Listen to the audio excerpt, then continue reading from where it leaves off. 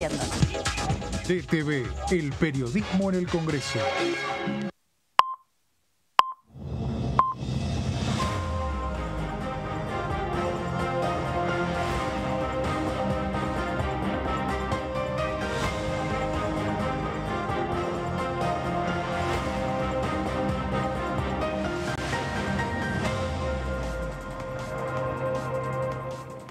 Hola, ¿cómo les va? Muy bienvenidos a todos y a todas. Esta es la segunda edición de DTV. Acá estamos en una nueva semana. Bueno, ya después de tener bien en claro cómo se empiezan a distribuir las fuerzas políticas, pero aquí en el Congreso de la Nación todavía está la incógnita de cómo va a distribuirse y cómo van a reagruparse los bloques políticos, pero sí se sabe que queda por delante una discusión muy importante que tiene que ver con la ley de leyes, ¿no? Con la ley del presupuesto. Parte de eso seguramente se conversó hoy cuando empezó formalmente el traspaso, cuando el presidente electo, Javier Milei, se reunió en la Residencia de Olivos con el presidente saliente, Alberto Fernández, porque gran parte de lo que tienen que discutir es precisamente cómo va a darse esta transición. Hay 3 semanas en el medio y por debatirse, algo que había pedido en su momento cuando era candidato Javier Milei, que bueno, se demorase a la espera de estas definiciones políticas tan sustanciales, la discusión por la ley más importante que queda a discutir y de la que va a valerse el próximo presidente. Hola Leo, Mauri, ¿cómo les va? ¿Cómo te va, Mel? ¿Cómo te va? Muy buenas tardes. Sí, exactamente. En esa negociación o en esas charlas de la transición, sí, va como tema principal desde lo parlamentario el presupuesto, porque es lo que más o menos se puede avanzar, o bueno, hay que ver si el nuevo gobierno busca aprobarlo antes del 10 de diciembre o con la nueva composición en el otro escenario. Depende cómo se vayan distribuyendo los bloques y para quién quede la presidencia de la Cámara, que es la discusión de estas horas. ¿Qué es la discusión de estas horas? Justamente no hay, más allá de los nombres que se están barajando, no hay definiciones al respecto todavía. No, porque hay que ver el marco de alianzas que hay, si La Libertad Avanza plantea la continuidad de una alianza con el PRO a través de un interbloque, a través de una bancada común, y si eso deriva en la propuesta de uno de los miembros de, por ejemplo, el PRO, para la presidencia de la Cámara. Esto igualmente se tiene que votar por mayoría. La tradición indica que quien es gobierno suele elegir la persona que finalmente es elegida como presidente de la Cámara, ya sea presidente o presidenta, tenga o no la mayoría del recinto. Vamos a ver si esta vez se cumple. Claro, pero hay una particularidad casi, bueno, como todos los rasgos distintos que caracteriza a este nuevo gobierno que empieza a regir a partir del 10 de diciembre, y es que tiene un Congreso muy fragmentado y tiene que tejer nuevas alianzas y coaliciones y un requerimiento que indefectiblemente va a ir hacia poder establecer distintos puentes con los distintos espacios políticos. Lo dijo, si uno repasa en el primer discurso como presidente electo que hace Javier Milei, que el espacio de La Libertad Avanza es un espacio abierto a integrar todas las fuerzas que quieran sumar y todas las fuerzas que quieran posicionar a la Argentina de cara a la región y de cara al mundo. En este sentido, me parece que no hay otra alternativa que no sea la de tejer distintas alianzas posibles dentro del Parlamento, porque hay una serie de paquetes de leyes que va a tener que respaldar indefectiblemente este nuevo gobierno para darle la mayor gobernabilidad posible o la mayor robustez a las decisiones que se tomen, sobre todo porque siempre lo que me imagino cualquier gobierno democrático tiene que hacer es propiciar a la paz social, ¿no? Es una de las principales responsabilidades de cualquier poder ejecutivo, y me parece que como nunca antes el escenario del Congreso de la Nación va a ser un escenario muy importante. Sí, tanto diputados, donde hay que ver lo que decía Mauri de estas alianzas, a ver cómo se define este bloque mayoritario o este bloque oficialista, digamos, que con qué mayoría, con qué número va a estar. En el Senado un poco más definido a favor del peronismo, pero igualmente hay que ver cómo se acomodan después de saber que Milei fue elegido presidente a algunos peronistas que venían con algunas disidencias internas. Bueno, cuando uno repasa esta carta, este programa de gobierno o estas líneas principales, hay como muchas reformas propuestas en áreas que son áreas a donde se requiere de la aprobación o de la modificación de algunas leyes. Tiene que ver con reformas a nivel judicial, reformas a nivel económico, reformas a nivel tributario. Bueno, reconfigurar el mapa del Estado es otra de las reformas, ¿no? Y para ello hay que contar con una reasignación de partidas de un presupuesto que imaginamos está en las antípodas de lo que va a proponer Javier Milei, que es el presupuesto armado o presentado por Sergio Massa, que todavía no fue defendido porque, bueno, fue parte de lo que se pidió dentro de esta negociación. Sí, hay que ver esta negociación que hubo en realidad. Recordamos, hubo una negociación entre La Libertad Avanza y el Frente de Todos, específicamente entre los sectores vinculados al ministro de Economía, para que el presupuesto, después de ser presentado el 15 de septiembre, no sea debatido inicialmente en las comisiones. Este presupuesto sigue vigente para ser tratado cuando quieran los legisladores, y si no se trata, lo que tiene que hacer el presidente electo es prorrogar el actual y en tal caso redefinir o rediscutir o regirar las partidas a medida que vaya recibiendo la recaudación. Esto es lo que habitualmente se hace cuando un presupuesto no es aprobado. Esto es lo que se hizo en 2019 cuando asumió Alberto Fernández. También se volvió a hacer en 2021 cuando el presupuesto 2022 no fue aprobado. Por lo tanto, me da la sensación de que si no hay tiempo para debatir un presupuesto en diciembre, el presidente electo Milei no va a tener otra alternativa que ir por ese camino. Si no hay tiempo o si no hay número. O si no hay número, número claro. No hay. Tiempo, número, si no hay número para consensuar. Si no hay consenso claro, y se logra el número, consenso, exactamente. Se da ese mismo escenario que vos decís que se dio en 2019-2020 cuando asumió el gobierno de Alberto Fernández.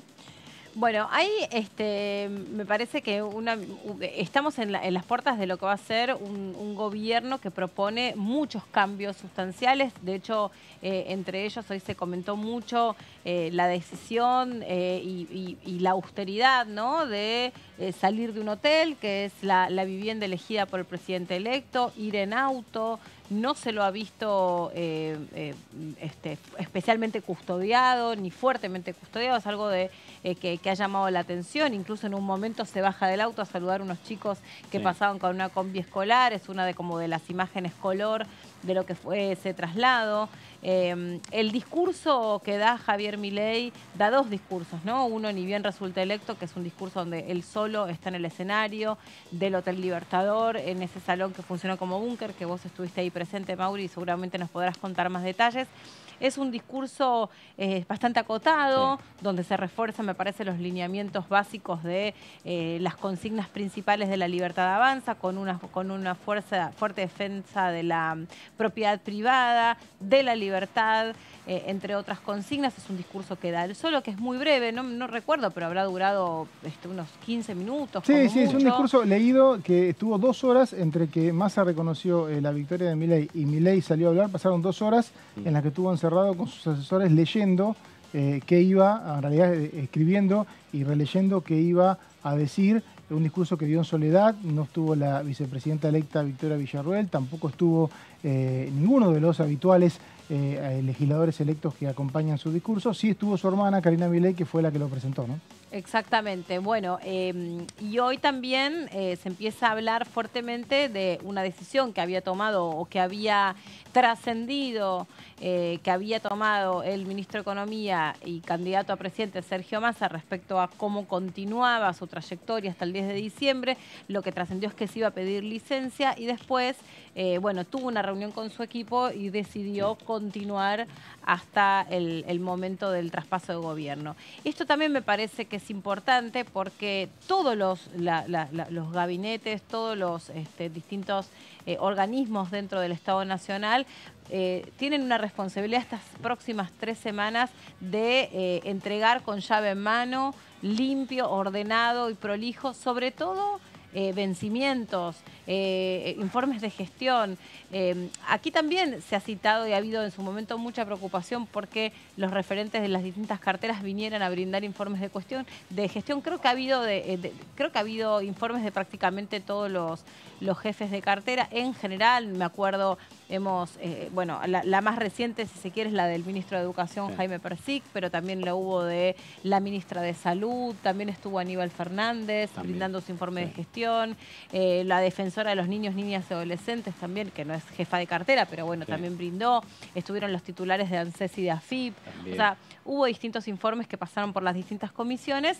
Claro que ahora el trabajo es, entregar con claridad en papeles, en documentos, el estado de cada uno de esos ministerios que van a reconfigurarse a partir del 10 de diciembre. Sí, seguramente eso fue parte de la conversación que tuvieron hoy el presidente Alberto Fernández y su sucesor Javier Milei. 2 horas y media en Olivos estuvieron reunidos. No trascendieron detalles, solo el tema de la transición. De hecho, oficialmente Milei no comunicó nada, sí comunicó un comunicado muy escueto y lavadito el gobierno nacional de parte de Alberto Fernández, y me parece que la reunión no estaba ni siquiera confirmada ayer, cuando por las 7, 8 de la noche Milei emite un comunicado a través de una cuenta de Twitter que armó ahora, que dice presidente electo, en el que dice que no tiene prevista ninguna reunión con Alberto Fernández, y en secreto esta mañana, 8 y media de la mañana, se supo de este encuentro. Me da la sensación de que hubo una discusión interna en el equipo de La Libertad Avanza, en el que algunos no querían ir, otros sí. Milei inicialmente no quería que fuera en ningún lugar institucional, no quería que fuera en la Casa Rosada, aceptó que fueran Olivos para cumplir el protocolo, y la reunión se hizo, ya te digo, no hay muchos datos, ¿no? Sacarlo al presidente de la Nación a un lugar no institucional, digamos, sí, también. Claro. Hay que entender eso. Claro. Se logró, bueno, una cosa más intermedia que, más allá de que es oficial la residencia de Olivos, no es la casa de gobierno. Hasta ahí se pudo llegar en esto de equilibrar el lugar donde se podía hacer, pero decirle al presidente nos vamos a encontrar en un hotel o en un ministerio, o sea, no, medio que no da. Bueno, también interesante la entrevista que logró ayer el colega Joaquín Morales Solá en la pantalla de TN con Mauricio Macri. Mauricio Macri que ayer a la noche se reunió con Javier Milei, a donde ahí creo que también todavía hay algunos nombres muy importantes y que van a ocupar lugares estratégicos dentro de este nuevo gobierno que todavía no trascendieron porque está en plena conversación. Hay que ver dentro de este proyecto de Javier Milei de privatizar algunas empresas públicas, si en esas posiciones, si en esos lugares, esas privatizaciones van a pasar en manos de personas que vengan del espacio de Juntos por el Cambio o más concretamente del PRO.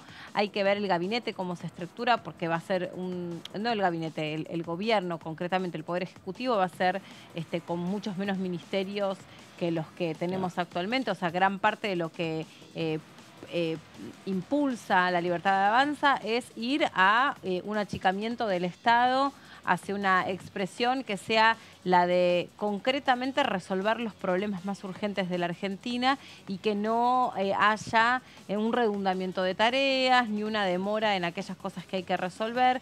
De todos modos, no hay por el momento una información o un canal oficial, más que algunas entrevistas que él fue manteniendo con algunos periodistas. Ahora mismo estaba con Alejandro Fantino, también seguramente de esa entrevista surjan algunas definiciones y cosas importantes a las que prestar atención, pero aquí en el Congreso la gran incógnita es quién va a ser la próxima autoridad de esta casa, cuál va a ser el gesto en ese sentido hacia los bloques, ¿no? Si va a ser alguien más de corte peronista, si va a ser alguien más de corte pro, si va a ser alguien que pueda tener llegada de pronto por su experiencia a distintos bloques políticos. Ahí está como gran parte de la incógnita, por lo menos en lo que respecta a lo que es el objeto de nuestro trabajo todos los días, que es ver, bueno, qué características va a tener este Congreso que se reconfigura, a donde Juntos por el Cambio ya no es Juntos por el Cambio, porque también ha atravesado sus propias transformaciones reconocidas por los distintos referentes de ese espacio. Sí, algunos intentan todavía desde lo discursivo decir que sí, que todavía se puede mantener aglutinado. Elisa Carrió de la Coalición Cívica ya dijo el fin de semana que Juntos por el Cambio, como se lo conoció, como gobernó desde 2015 y como estuvo hasta ahora, hasta 2023, ya no existe más. Algunos intentan decir, bueno, tendrá otro nombre, pero el espíritu sigue. Bueno, todavía hay algunos manotazos de ahogado de algunos que quieren preservar el sello, pero me parece que va hacia una redefinición hasta de nombre. Sí. Por ahí había unos juegos de palabras que eran más divertidos que otra cosa, que decir así, ahora se iba a llamar Juntos por la Libertad o... Claro, bueno, ese es el oficialista sería. Claro, el ese bloque por ahí oficialista. Sí, es más fácil donde confluye el ala del PRO, que se referencia a Mauricio Macri, y los libertarios. Sí, ese o Libertad por el Cambio nombre. también. El asunto es el nombre de los que quedaron, los del PRO más moderados, o los que estuvieron del lado de Horacio Rodríguez Larreta, el radicalismo de Morales, Emilio Monzó, cómo se va a llamar ese bloque, ese interbloque que se está pensando en armar, más de centro democrático, le quieren decir, que por ahí tiene algunos referentes de gobernadores de Juntos por el Cambio también. Todo eso que no es pro duro va a tener que formar un espacio y también le están pensando nombre, ahí sí podemos hacer aportes. Claro. Bueno, les podemos hacer aportes sí, nosotros. Nosotros siempre aportamos desde acá algunas sugerencias desde lo legislativo. Siempre. Bueno, una de las cuestiones que seguramente este Congreso seguirá debatiendo, ahora voy con esto, ¿no? Se viene hablando del tema de la reducción de la jornada laboral de cara a distintas transformaciones que la región y el mundo, en definitiva, viene repensando sobre los nuevos sistemas de trabajo, ¿no? Las nuevas formas de trabajo. Si se trabaja para cumplir objetivos, si se trabaja para cumplir una determinada cantidad de horas, si existe una posibilidad de seguir con el trabajo remoto, si es efectivo, si no es efectivo. Esos ambientes de trabajo también tienen que ser repensados a la luz de lo que nos enseñó la pandemia, en términos de poder seguir cuestionándonos y mejorando el aspecto sanitario de esos ambientes de trabajo y cómo poder ir reduciendo desde accidentes hasta enfermedades que puedan rápidamente propagarse. Si no es una pandemia, cualquiera podría ser la situación equiparable, digo, por lo que nos dejó esa experiencia. Hay algo importante que es preguntarnos cuál va a ser el rol que van a cumplir los sindicatos en este nuevo gobierno o en esta nueva actualidad política, que también van a tener su participación en este debate de la reducción de la jornada laboral. Se habla de ese famoso puente al empleo, ese famoso posibilidad de incorporar algunos sectores, no sé si más desfavorecidos, pero más golpeados por distintas cuestiones sociales, culturales y también generacionales, a la incorporación del mercado productivo y los famosos planes sociales. ¿En manos de quién van a estar y cuáles van a ser? Si es que va a haber. Porque también es va a haber, digo, Mauri, que está más con la plataforma de La Libertad Avanza, porque vino siguiendo más al espacio. O sea, lo que se dice es que van a seguir estando. Lo que plantea el presidente electo es eliminar los intermediarios, eliminar todo este pasamano que se da desde las organizaciones sociales. Eso es lo que tengo entendido de lo que se vino diciendo hasta ahora. Sí, por lo menos el ajuste inicial no tendría, por lo menos lo que plantean, el ajuste inicial no tendría un recorte en lo que es el actual Ministerio de Desarrollo Social. Después está el funcionamiento interno. Claro. Se va a convertir en un Ministerio de Capital Humano, que va a tener, por un lado, la Secretaría de Niñez y Adolescencia, Secretaría de Empleo, va a incluir también Secretaría de Educación, va a ser un mega ministerio con un montón de áreas que hoy son parte de ministerios en sí. Y ahí entraría el manejo de los planes sociales. La verdad que no está claro qué van a hacer, solo el planteo, inclusive creo que está en la plataforma, de que no se van a cortar. O sea, que cómo se van a manejar y cómo se va a llegar a lo que todos los gobiernos plantean, que es la posibilidad de que el plan social o el beneficiario del plan social pase a tener un trabajo. Eso hay que ver cómo se logra, ¿no? De hecho, recordemos que en el gobierno 2015 y 2019 incluso hubo críticas internas a Carolina Stanley, ministra de Desarrollo Social del gobierno de Mauricio Macri, de sectores más duros de Juntos por el Cambio, de que no había avanzado en el recorte de algunos planes sociales. Sí, en recorte, o más que nada, a ver, hay un proyecto de ley que creo que falta la aprobación del Senado, Puente al Empleo, en realidad la ley MIPYME, donde se plantea beneficios a las pymes para contratar beneficiarios de planes sociales. O sea, esa cantidad de proyectos están apareciendo hace un montón de tiempo.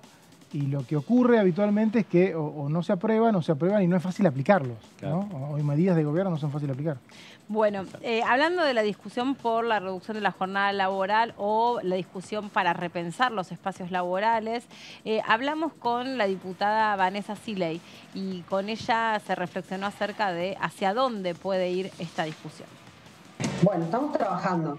Empezamos la discusión. Tuvimos 2 reuniones muy participativas, donde se empezaron a contraponer posiciones. Muy interesante que los miembros de Juntos por el Cambio que vinieron, lo resalto como algo interesante, no se opusieron a la reducción de la jornada laboral. No así un sector de la UIA, que tampoco es todo el empresariado argentino. Después de estas 2 reuniones lo que quedamos es que vamos a tomarnos este tiempo de pasado a las elecciones para analizar, y nosotros mientras vamos girando desde la comisión todo el material que va llegando de estudios de universidades, de organismos internacionales, de legislación comparada con otros países, que México está hoy México ya tiene dictamen de comisión y lo está discutiendo en el recinto en el día de la fecha. Es decir, este es un debate que no es para hacer de la noche a la mañana, es un debate del momento que tiene que tener profundidad. Nosotros lo que dijimos es, estas 2 semanas van a ser para evaluación de las 17 invitados que vinieron, y con eso vamos a continuar llamando y vamos a ver si quedaron invitados por llamar. Todo el tiempo nos escribe gente, sindicatos que quieren participar, trabajadores y trabajadoras que se quieren pronunciar. El otro día estuve con trabajadores del sindicato de comercio, que comercio es una de las jornadas más extendidas que existe. Ustedes piensen que tienen un franco rotativo y trabajan 9 horas por día. Es una de las demandas más acuciantes, la de comercio, de reducción de la jornada laboral. Y también tienen muchísimos problemas de ausentismo y de accidentes laborales. Fíjense ustedes, donde más extendida es la jornada, mayores problemas hay con respecto a la salud de los trabajadores y al desempeño y al rendimiento laboral también, ¿no? Bueno, ahí está Vanessa Siley, que también tuvo un rol protagónico en la comisión de juicio político. Claro. Allí también ella tuvo bastante voz cantante. La otra visión, la otra mirada la tiene Romina del Pla.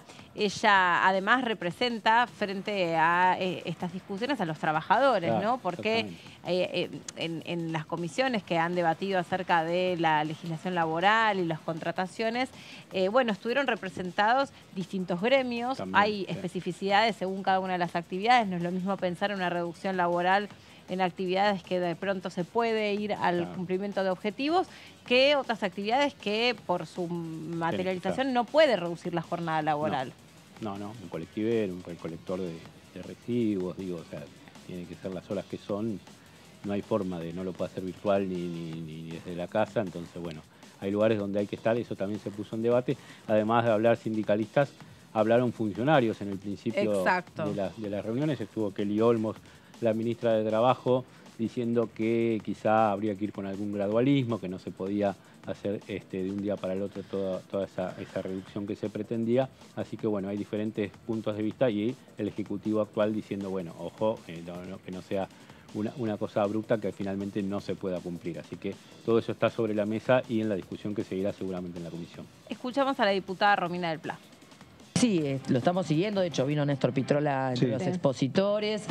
Bueno, planteamos varias cosas. En primer lugar, que primero hay que también atender cuál es el cuadro actual, ¿no? De precarización y demás, porque después, si no, se llenan la boca hablando de ciertas medidas, pero no se actúa efectivamente por la registración de todas las personas que hoy están en este cuadro. Y después, justamente lo que planteó Néstor Pitrola es cómo avanzar en un verdadero reparto de las horas de trabajo, que me parece que es clave, y en ese sentido llamó a que este debate no se convierta en letra muerta, ¿no? Sino en que se tomen todos los aspectos, entre ellas las comisiones sobre de seguimiento y demás, que están planteados en el proyecto que encabezó Nicolás del Caño.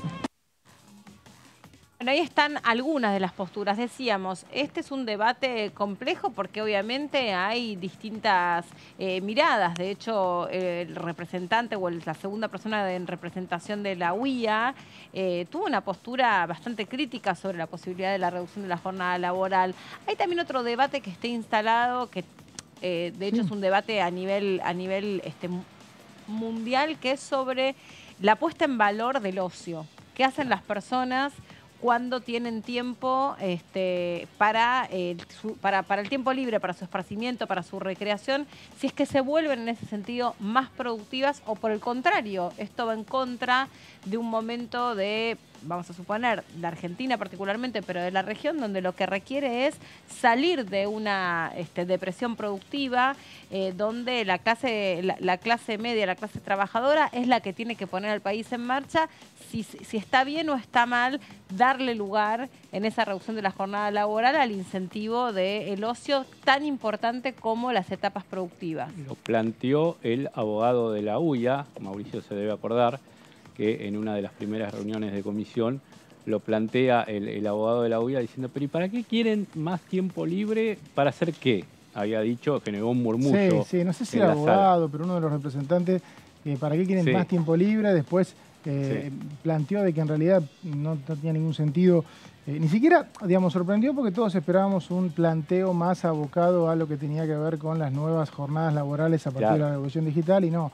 Habló en términos bien tradicionales de, bueno, si estás 6 horas en el laburo, de cuánto estás 6, 8, 10, ¿qué vas a hacer en tu casa? Los amigos y las relaciones personales también se hacen en el trabajo. Claro, o sea, que habló un poco por ese sentido. Sí. A modo siglo XX. Digamos. Claro, más o menos. Sí, incluso después en la siguiente reunión hubo alguna chanza con diputados del oficialismo sobre ese planteo que había hecho oportunamente.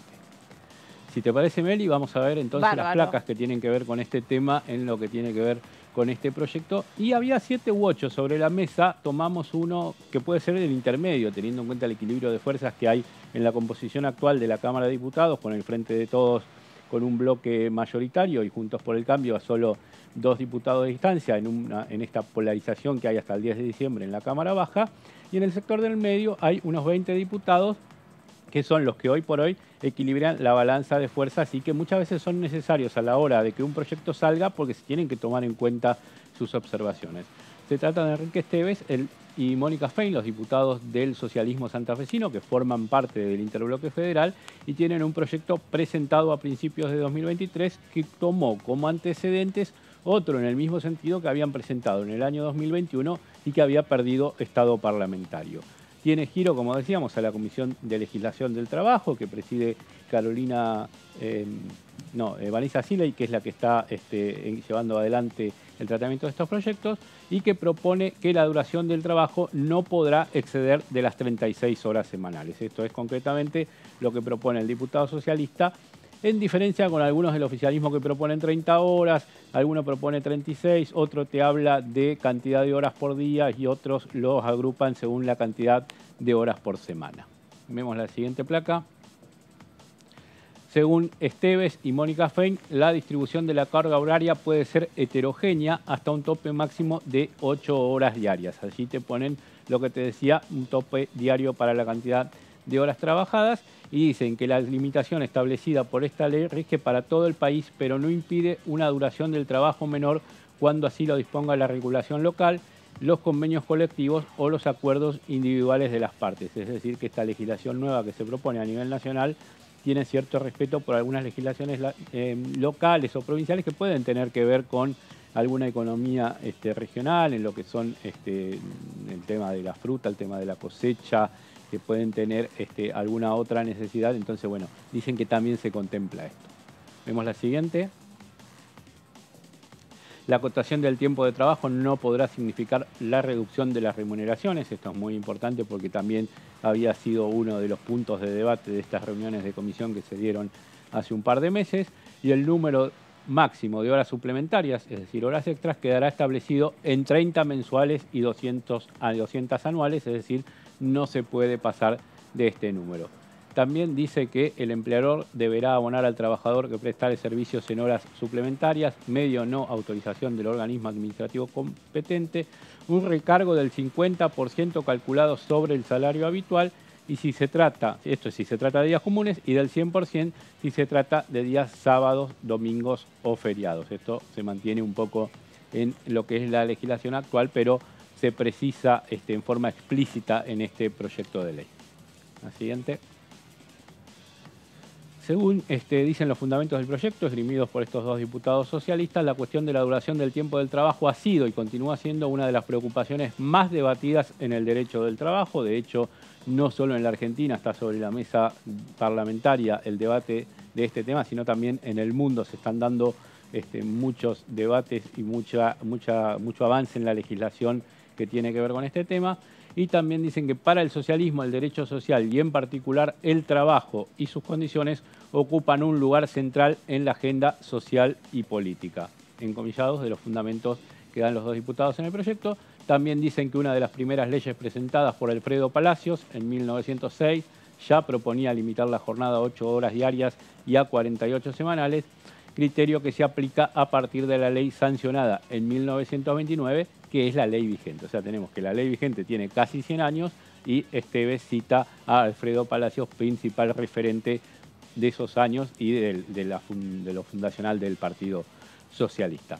También pone como antecedente en lo que tiene que ver con el socialismo en esta relación con la legislación laboral que en 1996 el diputado socialista Guillermo Esteves Boero presentó un proyecto de resolución mediante el cual proponía la conformación de una subcomisión en el seno de la Comisión de Trabajo de la Cámara para analizar cambios en la materia. Hay que tener en cuenta que animarse o ir con un proyecto en ese sentido en el año 1996, pleno auge de esta desregulación que se dio y esto de las pasantías y aquellos contratos basura del ministro de Trabajo Ascaro Figueroa, perdón, se contraponía mucho y obviamente no avanzó y ni siquiera llegó al debate. Vemos la siguiente. La jornada semanal, aquí un poco de comparación en lo que tiene que ver con el mundo y en esto que decíamos de que el mundo también está tratando este tema y está haciendo modificaciones. En Dinamarca actualmente se habla de 39 horas por ley y 37 horas por convenio colectivo. Recordemos que Argentina está en 48 y según este proyecto busca ir a 36. Grecia tiene 40 horas por ley. Los Países Bajos tienen 36 horas por convenio colectivo, esto es en la construcción. Alemania tiene 37,5 y 35 horas por convenio colectivo de trabajo. Vemos otros ejemplos de países. La jornada semanal en la Unión Europea y en el Mercosur, por ejemplo, Portugal tiene 44 horas por ley, este es el que está un poco más parecido a nosotros, 35 horas por convenio colectivo. Reino Unido tiene 37 horas por convenio colectivo. Italia tiene 40 horas, 38 horas y 36 por convenio colectivo, según de qué actividad se trate. Bélgica tiene 40 horas por acuerdos interpartes y 38 horas por convenio colectivo. A ver si tenemos en la siguiente placa más ejemplos de Europa. Francia 35 horas por ley. España 40 horas por ley y reducción progresiva a 32. Eso ya está votado, son 40 horas y se va bajando a 32, que es un poco lo que se planteó, te decía, en esa primera reunión donde estuvo la ministra de Trabajo, que se decía, bueno, si no se puede ir directamente, que sea escalonada. Por allí algún diputado del oficialismo decía, esto de dar derechos en cuotas no nos convence del todo. Si se aprueba un derecho tiene que ser inmediato. Bueno, esa es otra de las discusiones en ver cómo se implementa, si se logra avanzar. Las comunidades autónomas de Cataluña y Galicia tienen 35 horas semanales más incentivos a las empresas, esto también de acuerdo a una legislación aprobada hace poco tiempo. Argentina, como decíamos, tiene 48 horas semanales por ley.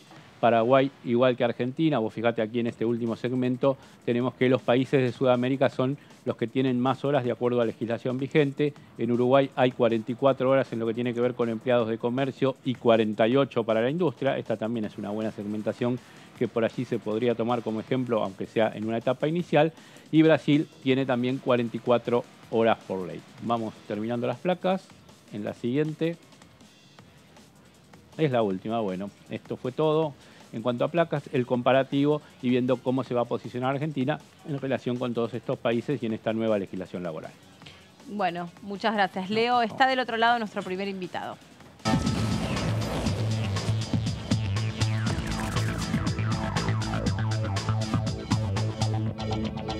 Diputado Selva, ¿cómo le va? Bienvenido, buenas tardes.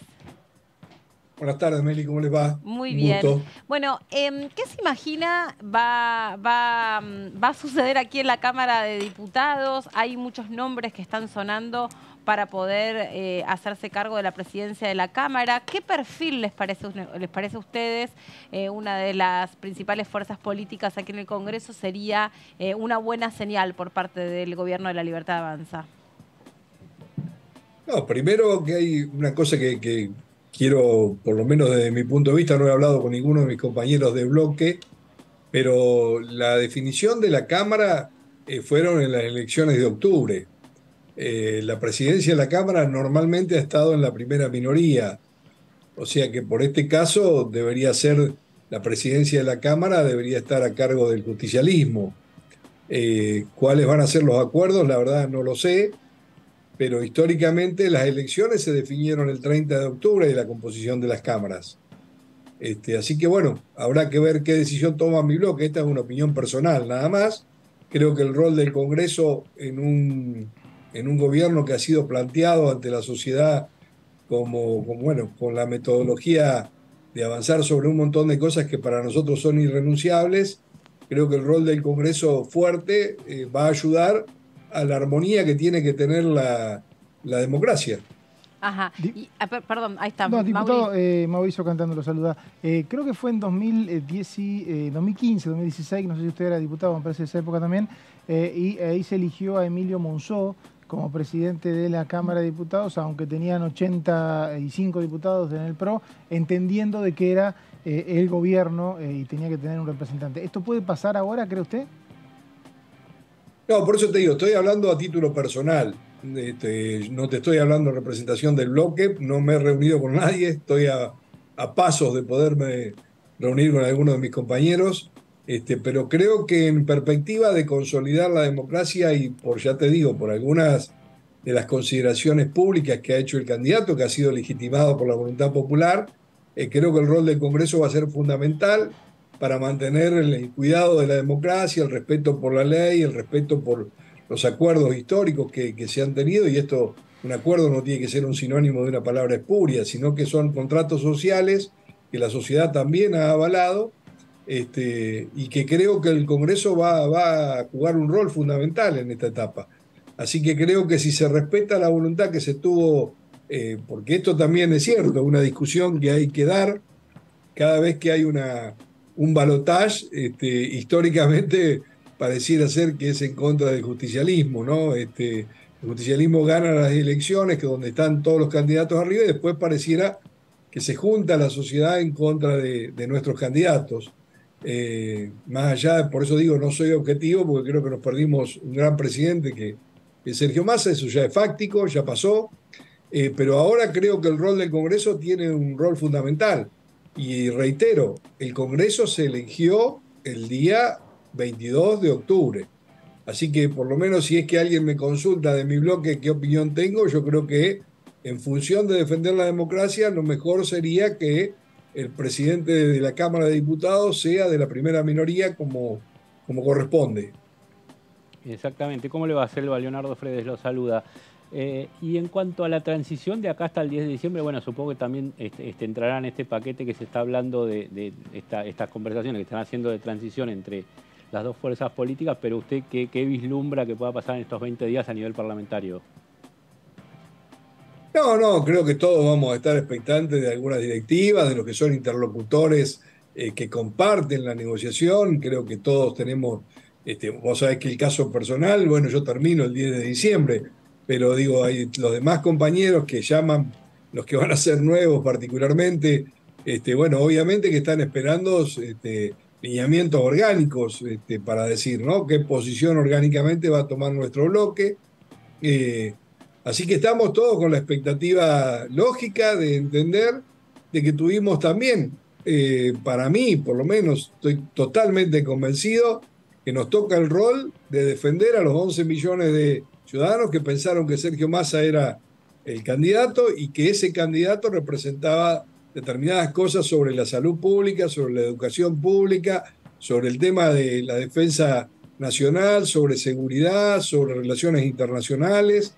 Digo, esas cosas son las que estamos obligados a defender desde el Congreso de la Nación.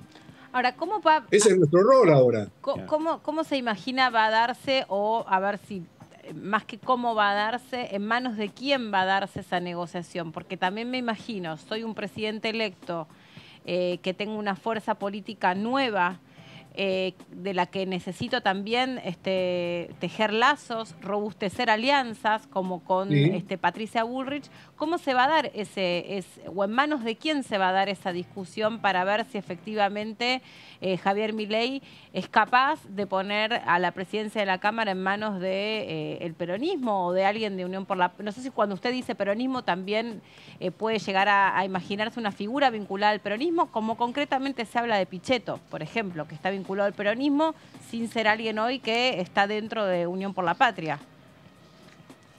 No, bueno, por eso te digo, yo hablo de lo que son mi bloque, digamos. Por Miguel yo tengo un gran respeto y tengo una excelente relación personal, pero digo, particularmente creo que en este caso atento que el acuerdo con Macri y Milei fue sin condiciones, por lo tanto va a prevalecer una mirada sobre el tema particular, como te lo mencioné, digamos, una actitud netamente privatizadora, que nosotros entendemos que la solución de Argentina pasa por lo que va a ser de aquí para los próximos años el cuidado de la energía, la soberanía energética. Bueno, escuchamos que las primeras decisiones que se van a tomar es privatizar la empresa que a nosotros, a nuestra evaluación, nos va a dar soberanía energética. Entonces, en ese sentido, yo creo que en eso tenemos que honrar, como te digo, los votos que representamos. Y esto no significa poner palos en la rueda ni nada por el estilo, sino que tratar de honrar a quienes confiaron en nosotros con una mirada de país que es distinta a la que tuvo el candidato, claro, que fue más votado, ¿no? Por supuesto. Claro, pero vuelvo a la pregunta, ¿cómo se dirime eso? Porque ustedes tienen el bloque con mayor cantidad de personas. Sí. Pero también, a su vez, bueno, son quienes han perdido en estas elecciones. Entonces, ¿cómo se dirime eso? Porque también el presidente electo va a decir, bueno, yo prefiero tener a alguien de extrema confianza en el Congreso precisamente para que no se me bloqueen aquellas propuestas que para mí son que son muy importantes para poder sustanciar todo lo que yo sostuve para poder ganar las elecciones. Te voy a decir algo políticamente incorrecto. Dale. Primero que hay que respetar la voluntad popular, eso sin ninguna duda te lo dice alguien que toda la vida se ha sometido, ganado y perdido montones de veces. Pero yo creo que de los candidatos, el modelo del país se definió el 22 de octubre, donde Sergio Massa sacó la mayor cantidad de votos. Después es lo que decimos, el balotaje es que se juntan todos los que están en contra, digamos, en función de un candidato que, bueno, en este caso representábamos nosotros. En este caso, en el 2015, en su momento también más atrás en la historia, todas las veces que el peronismo ha llegado a un balotaje, la oposición ha sido la que ha prevalecido. Yo creo que, vuelvo a repetirte, es una visión muy sesgada la mía, tal vez equivocada, pero es la mía, es sincera lo que pienso. Y yo creo que nosotros, nuestro mayor compromiso es honrar lo que representamos, porque además fue legitimado el 22 de octubre también. Hoy el rol del Congreso de la Nación se eligió el 22 de octubre. No hay que confundirse con eso. Y son dos modelos antagónicos. Yo digo sobre la soberanía de Malvinas. ¿Cómo vamos a estar, digamos, con alguien que no bloquee una decisión de la entrega de Malvinas? Y sí, la vamos a bloquear con todo lo que podamos. Claro, diputado, nuestra soberanía sobre Malvinas es irrenunciable. Por lo menos a los 11 millones de argentinos que pensaron eso. Diputado, con respecto al presupuesto, en su momento se demoró el presupuesto, el tratamiento, porque decidieron hacer un acuerdo, digamos, con la oposición para demorarlo hasta después de las elecciones. ¿Le parece que se puede tratar en lo que queda hasta el 10 de diciembre o después del 10 de diciembre? ¿Qué opina usted? No, para mí se va a tratar después del 10 de diciembre. Yo creo que eso no llegamos en tiempo, me parece, ¿no? Ya te digo, no he tenido reuniones con mi bloque, hoy estoy acá justamente para tener alguna posición un poco más orgánica, pero realmente yo creo que va a terminar planteándose hacia adelante, bueno, una visión que ahí sí tal vez haya alguna consideración que haya que evaluar con respecto al nuevo gobierno. Creo que es razonable y por eso no se trató antes. O sea, nosotros teníamos tiempo de haberlo tratado antes de las elecciones. Si se esperó a pasar esto, es bueno, tal vez una consideración que hay que ver qué decisión se toma. Pero yo no creo que lleguemos en tiempos materiales para tratar el presupuesto. Sí, No, digo, y en cuanto, en esto de no ser gobierno, que ya ha pasado, tenemos el antecedente inmediato de 2015-2016, cuando en febrero de 2016 se fragmenta el entonces bloque del Frente para la Victoria. Se trabaja para evitar que eso pase, no es el mismo escenario que en 2015-2016, entonces se puede pensar que por allí la unión es más fuerte. ¿Cómo ve esa posibilidad o ese escenario?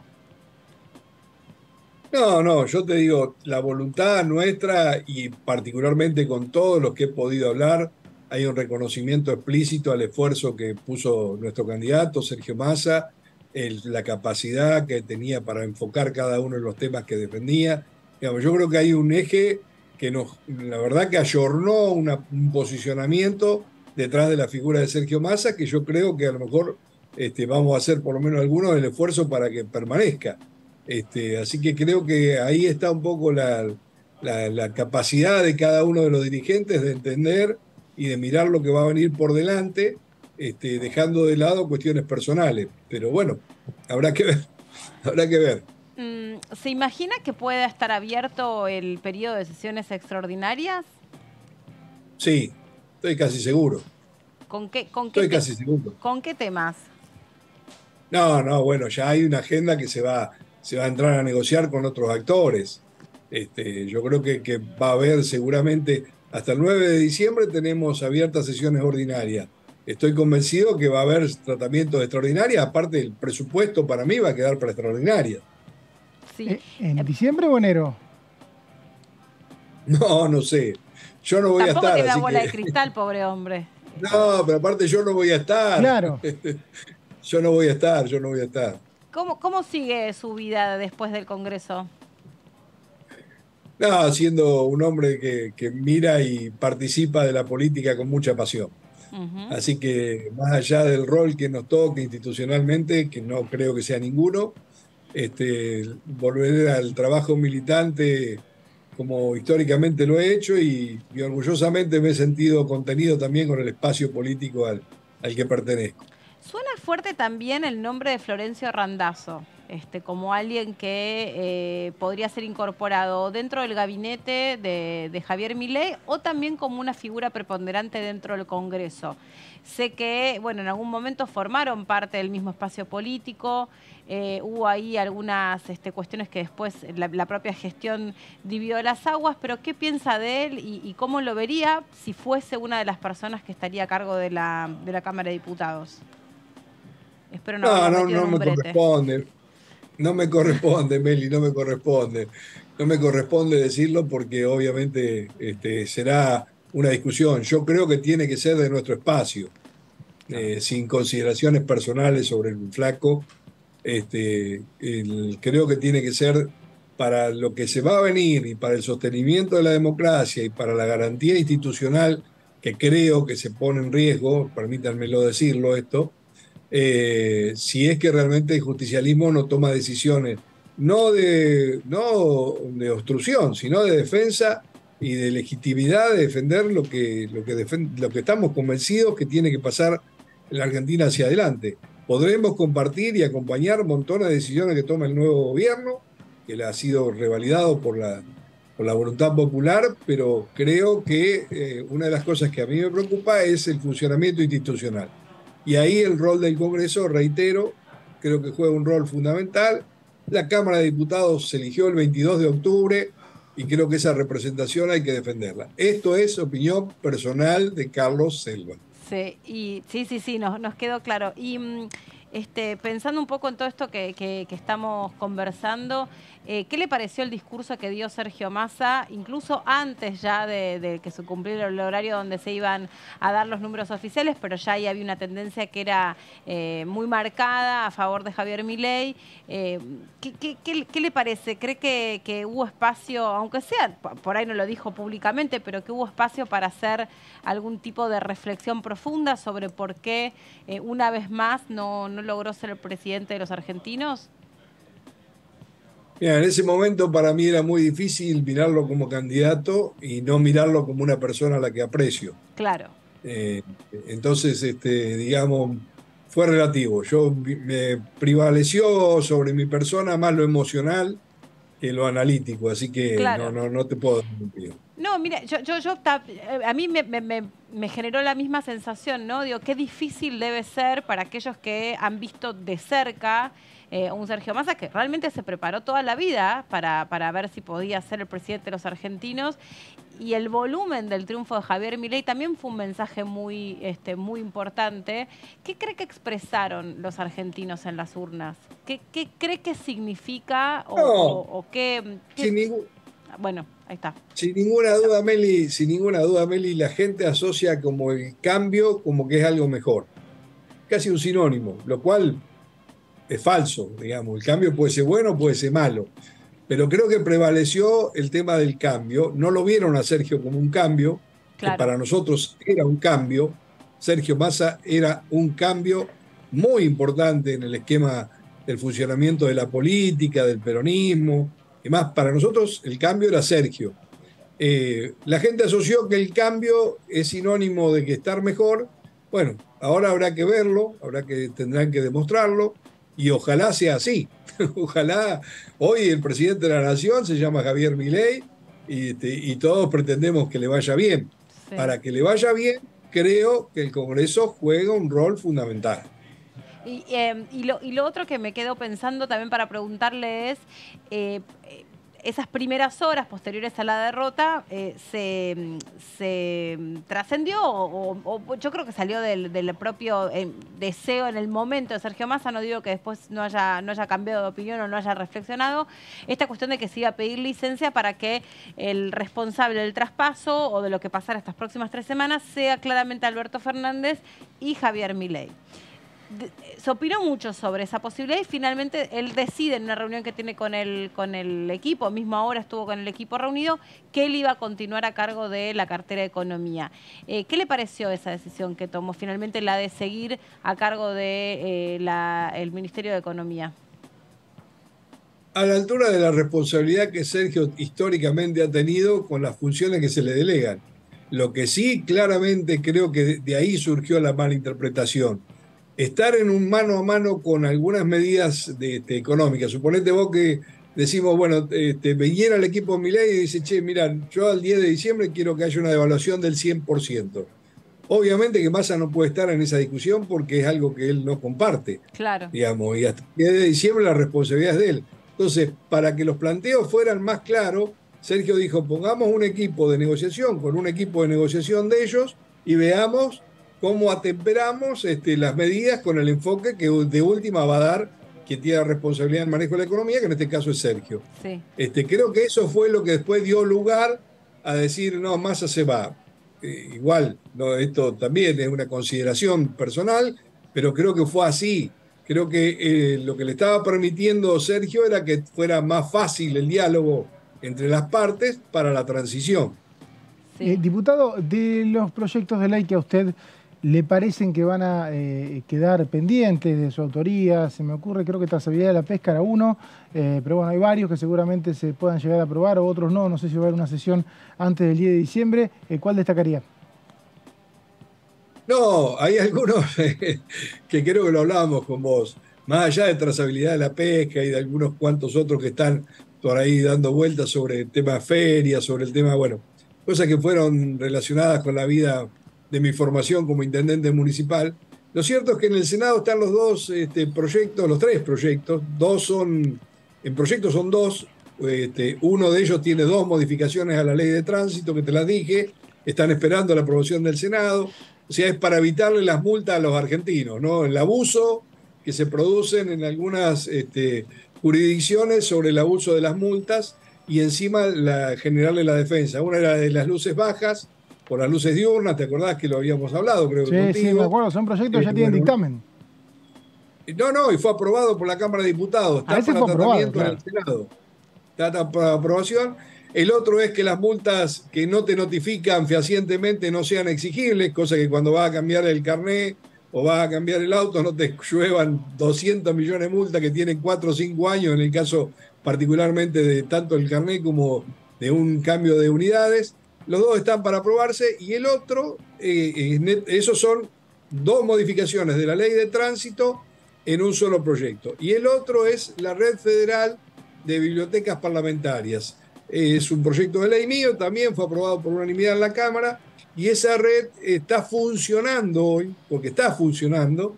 Lo que estamos pidiendo es que tenga el marco de la ley porque realmente ha sido muy fructífero el trabajo que se ha podido hacer con los distintos parlamentos, con las distintas bibliotecas parlamentarias en el intercambio de información, en el intercambio en análisis de leyes compartidas. Así que fue una movida que surgió de experiencias de lo que significa la Biblioteca del Congreso de la Nación para toda América Latina y eso lo llevamos al plano de lo local. Así que eso está también pendiente que el Senado las apruebe, pero salieron con dictamen por unanimidad de la Cámara de Diputados. Diputado Selva, le queremos agradecer mucho y todas las veces que hemos charlado, siempre con muchísima predisposición, así que, bueno, fue un placer. Digo esto ya casi a modo de despedida, porque el 10 de diciembre usted termina su mandato y nosotros todavía no sabemos cómo sigue la historia acá, así que fue un placer todo este tiempo compartido, Gracias. No, un gusto. Igualmente para mí, siempre fue muy fructífero charlar con ustedes, así que se los agradezco siempre la predisposición. Gracias, diputado. Hasta la próxima. Bueno, el diputado Selva, que termina su mandato ahora unos días nada más, y deja un título para mí importante que, desde su opinión, desde su punto de vista, lo aclaró varias veces, es el nombre de su perspectiva personal. Le parece que la presidencia de la Cámara de Diputados tendrá que estar en manos de alguien del espacio que mayor diputados tiene para poder... Sí. Bueno, también representar a los votos que obtuvo Sergio Massa. Sí, lo podemos hablar. Igual convengamos que él no va a votar, ¿no? Porque si deja de ser diputado... Después de la tanda lo completamos, pero sí, hay algunas cositas para aclarar sobre ese punto en cuanto a antecedentes y en cuanto a lo que significaría. Pausa cortita y ya seguimos con más.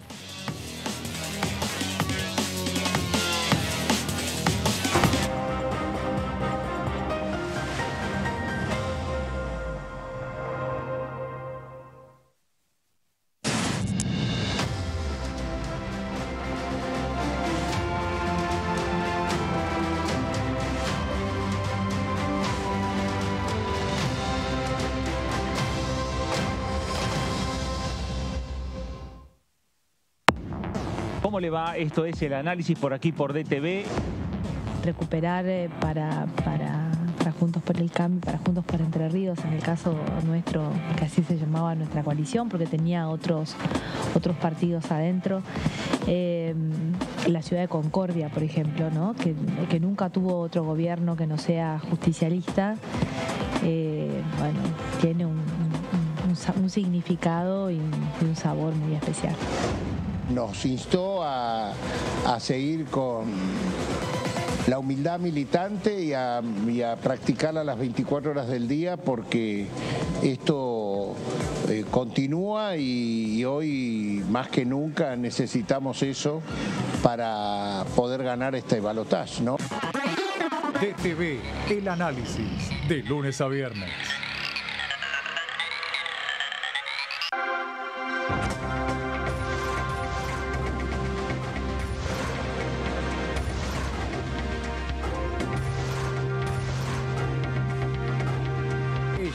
Son tu voz en el análisis. DTV, el periodismo en el Congreso. Yo creo dulzura. Yo creo en nuestro producto. Yo creo en el talento argentino. Yo creo en mi país. CREAR es un programa del Ministerio de Economía para aumentar el crédito productivo de las empresas nacionales, con el objetivo de generar más valor agregado a nuestros productos y nuevos puestos de trabajo. Yo elijo crear.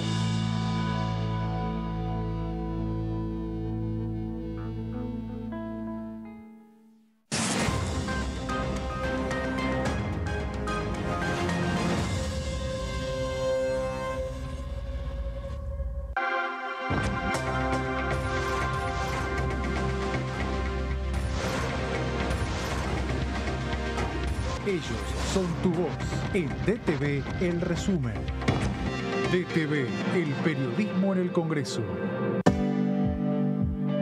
Si somos dueñas y dueños de nuestros libros, somos protagonistas de un futuro mejor. Por eso, entregamos libros a millones de estudiantes en todo el país en solo un año. Además, otorgamos becas educativas para que las chicas y los chicos puedan terminar la escuela. Realizamos obras en universidades, fortaleciendo el sistema universitario nacional. Y este año otorgamos y renovamos becas Manuel Belgrano en carreras estratégicas para el desarrollo productivo del país. Con más educación, construimos un futuro mejor. Conoce más en argentina.gov.ar/protagonistas. La educación nuestra bandera. Ministerio de Educación. DTV es información, diálogo, análisis. DTV es federalismo, pluralidad de voces, libertad de expresión. DTV es todo lo que un país en democracia tiene que ser. DTV es tu voz en el Congreso. Este 2023 seguí eligiéndonos. DTV, el periodismo en el Congreso. ¿Cómo andan? Buenas tardes, buenas noches, ya cerrando el día. Tengo información extraoficial de que que 2 jueces habrían hecho un descargo por escrito. 2 descargos por escrito. Sí, no sé, de todos modos, por más que hagan descargo por escrito, en la próxima reunión, si quieren, pueden estar presentes. Tuve 22 meses, presenté 40 proyectos de ley, acompañé más de 120. Estuve en proyectos muy interesantes y en leyes que se aprobaron muy interesantes para la gente, que es lo que nos queda, ¿no?, de este paso tan corto por el Congreso, de un equipo de trabajo increíble, de compañeras y compañeros del bloque, en donde pusimos todo para poder trabajar en pos del bien común. DTV, tercera edición, de lunes a viernes.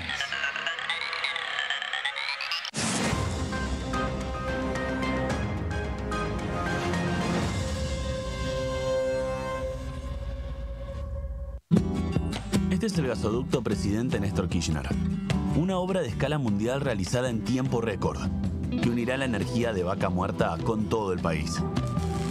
Innovaciones, tecnología, cientos de kilómetros de acero y miles de trabajadoras y trabajadores. Esta megaestructura alimentará la llama del país, uniéndonos con nuestros seres queridos, acelerando la economía, ahorrando divisas, con desarrollo, con federalismo,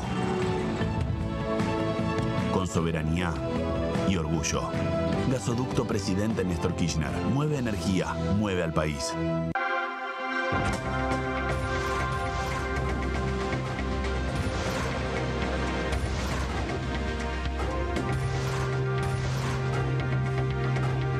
Ellos son tu voz en la tercera edición. DTV, el periodismo en el Congreso. Ay, dale, escuchame. Mirá lo que tengo para mostrarte. Así vas a estar en 10 años. ¿Cómo te ves? Mirá, me veo bastante fachero, ¿eh? Tranquilo y sobre todo jubilado. Ah, ¿te vas a jubilar? Sí, ya me estoy encargando de eso. Qué bueno. Bueno, dale, prendí. Si te faltan hasta 10 años para cumplir la edad para jubilarte y adeudás aportes, ahora los podés regularizar con el nuevo plan de pago de deuda previsional. Tu esfuerzo cuenta. ANSES, Argentina Presidencia.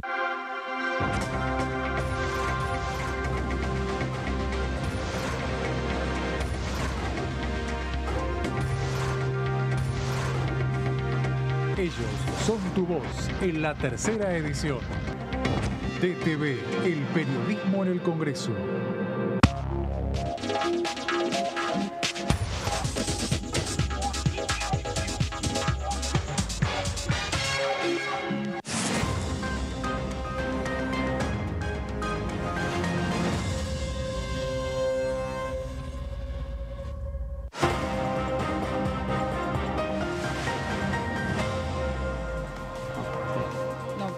Acá estamos de regreso después de la pausa. Acá me ubican, no sé si estoy bien. Ahí el compañero Sergi me ubicará.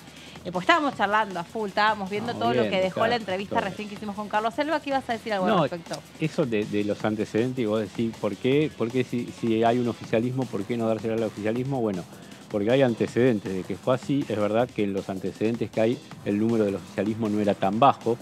La Libertad Avanza tiene muy pocos diputados. En el supuesto que se haga un interbloque La Libertad Avanza con el PRO de Mauricio Macri y que el número pueda llegar a 90, también estaría cerca del número que tenían los oficialismos cuando se les dio la posibilidad de ser presidencia de la Cámara, más allá de no tener, de no ser el bloque más mayoritario o el espacio más mayoritario. Ese es un antecedente.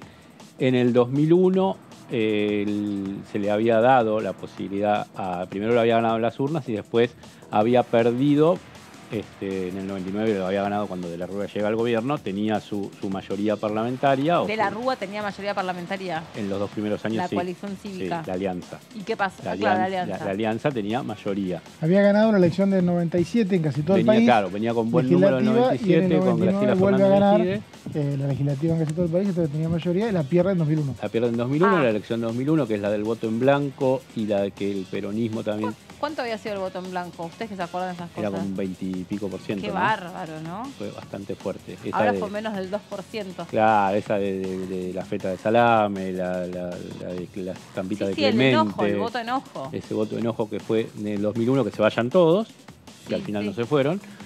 Bueno, más o menos se fueron. Eso que algunos nadie. se fueron. Sí, algunos, incluso algunos andaba diciendo al final, el único que me fui yo. Andaba diciendo algunos años después. Los demás se quedaron todos. Lo que pasa que era una ¿Y época, ahí qué pasó con la titularidad de ahí la Cámara? pasó que en agosto es la elección, agosto-septiembre. No, la elección es en octubre. Era legislativa, sí, claro, porque no había eso en octubre. La elección fue en octubre de 2001, se impone el peronismo, recupera número, le da para tener mayoría en ambas cámaras, en el Senado estaba mejor perfilado, dejan andar un mes y al mes se decide fundamentalmente en el Senado que el presidente provisional estaba a cargo porque Chacho Álvarez, que era vicepresidente, había renunciado antes. Estaba Mario Lozada y Ramón Puerta. El peronismo pone a Ramón Puerta para ir en lugar de Lozada en la presidencia del Senado. En el Senado. Sí. ¿Y en diputados? En diputados se había dado... En diputados... No se llegó a dar el escenario. Creo que tuvo un presidente opositor, ¿no? No, me parece que no. No, iba a estar... Se decía que podía ir Camaño, que finalmente no fue, que después terminó siendo... fue Camaño. De hecho, pero por fue eso... sin la transición. Pero no, de hecho, eso fue... Por eso Eduardo Camaño es presidente por un día. Eso fue, claro, como presidente. Sí, fue claro, sí, pero eso fue justo la transición... Bueno, pero él accede a presidente de la Nación por un día porque era presidente de la Cámara de Diputados. Claro. Porque Rafael Pascual, que era el presidente de la Cámara de la Unión Cívica Radical, que había asumido en el 99, ahí también el peronismo, en espejo con lo del Senado, le saca la presidencia acá. Estamos charlando esto porque recién hablamos con el diputado Carlos Selva, que es diputado hasta el 10 de diciembre, se termina su mandato, tampoco nos dijo cómo continúa su devenir político o su carrera política y legislativa. Porque, bueno, aquí se da una particularidad. La Libertad Avanza, en la alianza que hace con Mauricio Macri, obtiene un volumen de triunfo que no estaba anticipado. La realidad es esa. No había, creo que hay una sola encuesta que lo había dimensionado y después nadie imaginó... Las encuestas daban 4 o 5 arriba. Claro, no. Era un número no importante. 11. El tema es que no deja de ser un balotaje, es uno u otro. No deja de ser un balotaje. Un error, mínimo error de técnico, dispara para un lado o para el otro. Y también las encuestas, otra falla, una vez más, que dan en términos de su metodología, es el porcentaje del voto en blanco. Ese voto en blanco fue sustancialmente ínfimo respecto de las cifras que daban las últimas encuestas. Ustedes se acuerdan que nosotros hablábamos que las encuestas las recibíamos, pero claramente había veda de encuestas. No sé si se dice veda de encuestas, pero la cuestión es que no se podían difundir. Y en esas encuestas lo que mostraba era un empate técnico, algunas con 4 puntos por encima. Off the record te daban otros números a Sergio Massa por arriba. Pero lo que sí realmente fue un error metodológico es o metodológico o que tiene que ver con el comportamiento real de las personas en el momento en el que emiten su voto, que es el cálculo del voto en blanco. Casi ese traslado del cálculo del voto en blanco le sumó a Javier Milei. Le dieron un voto a Patricia Bullrich que si lo encuestabas hasta el viernes te decía voto en blanco. Voto en blanco o indeciso. O indeciso, decía era un volumen del 12%, exacto, se trasladó. Exactamente. Y recién conversando con el diputado Carlos Selva, a quien de paso le agradecemos porque son días donde, claramente, como son días de transición y días donde hay me parece, mucha reflexión y mucho recogimiento en cada uno de los espacios, tanto en el que ganó como en el que perdió. Me parece que hay muchas conclusiones para sacar y para pensar.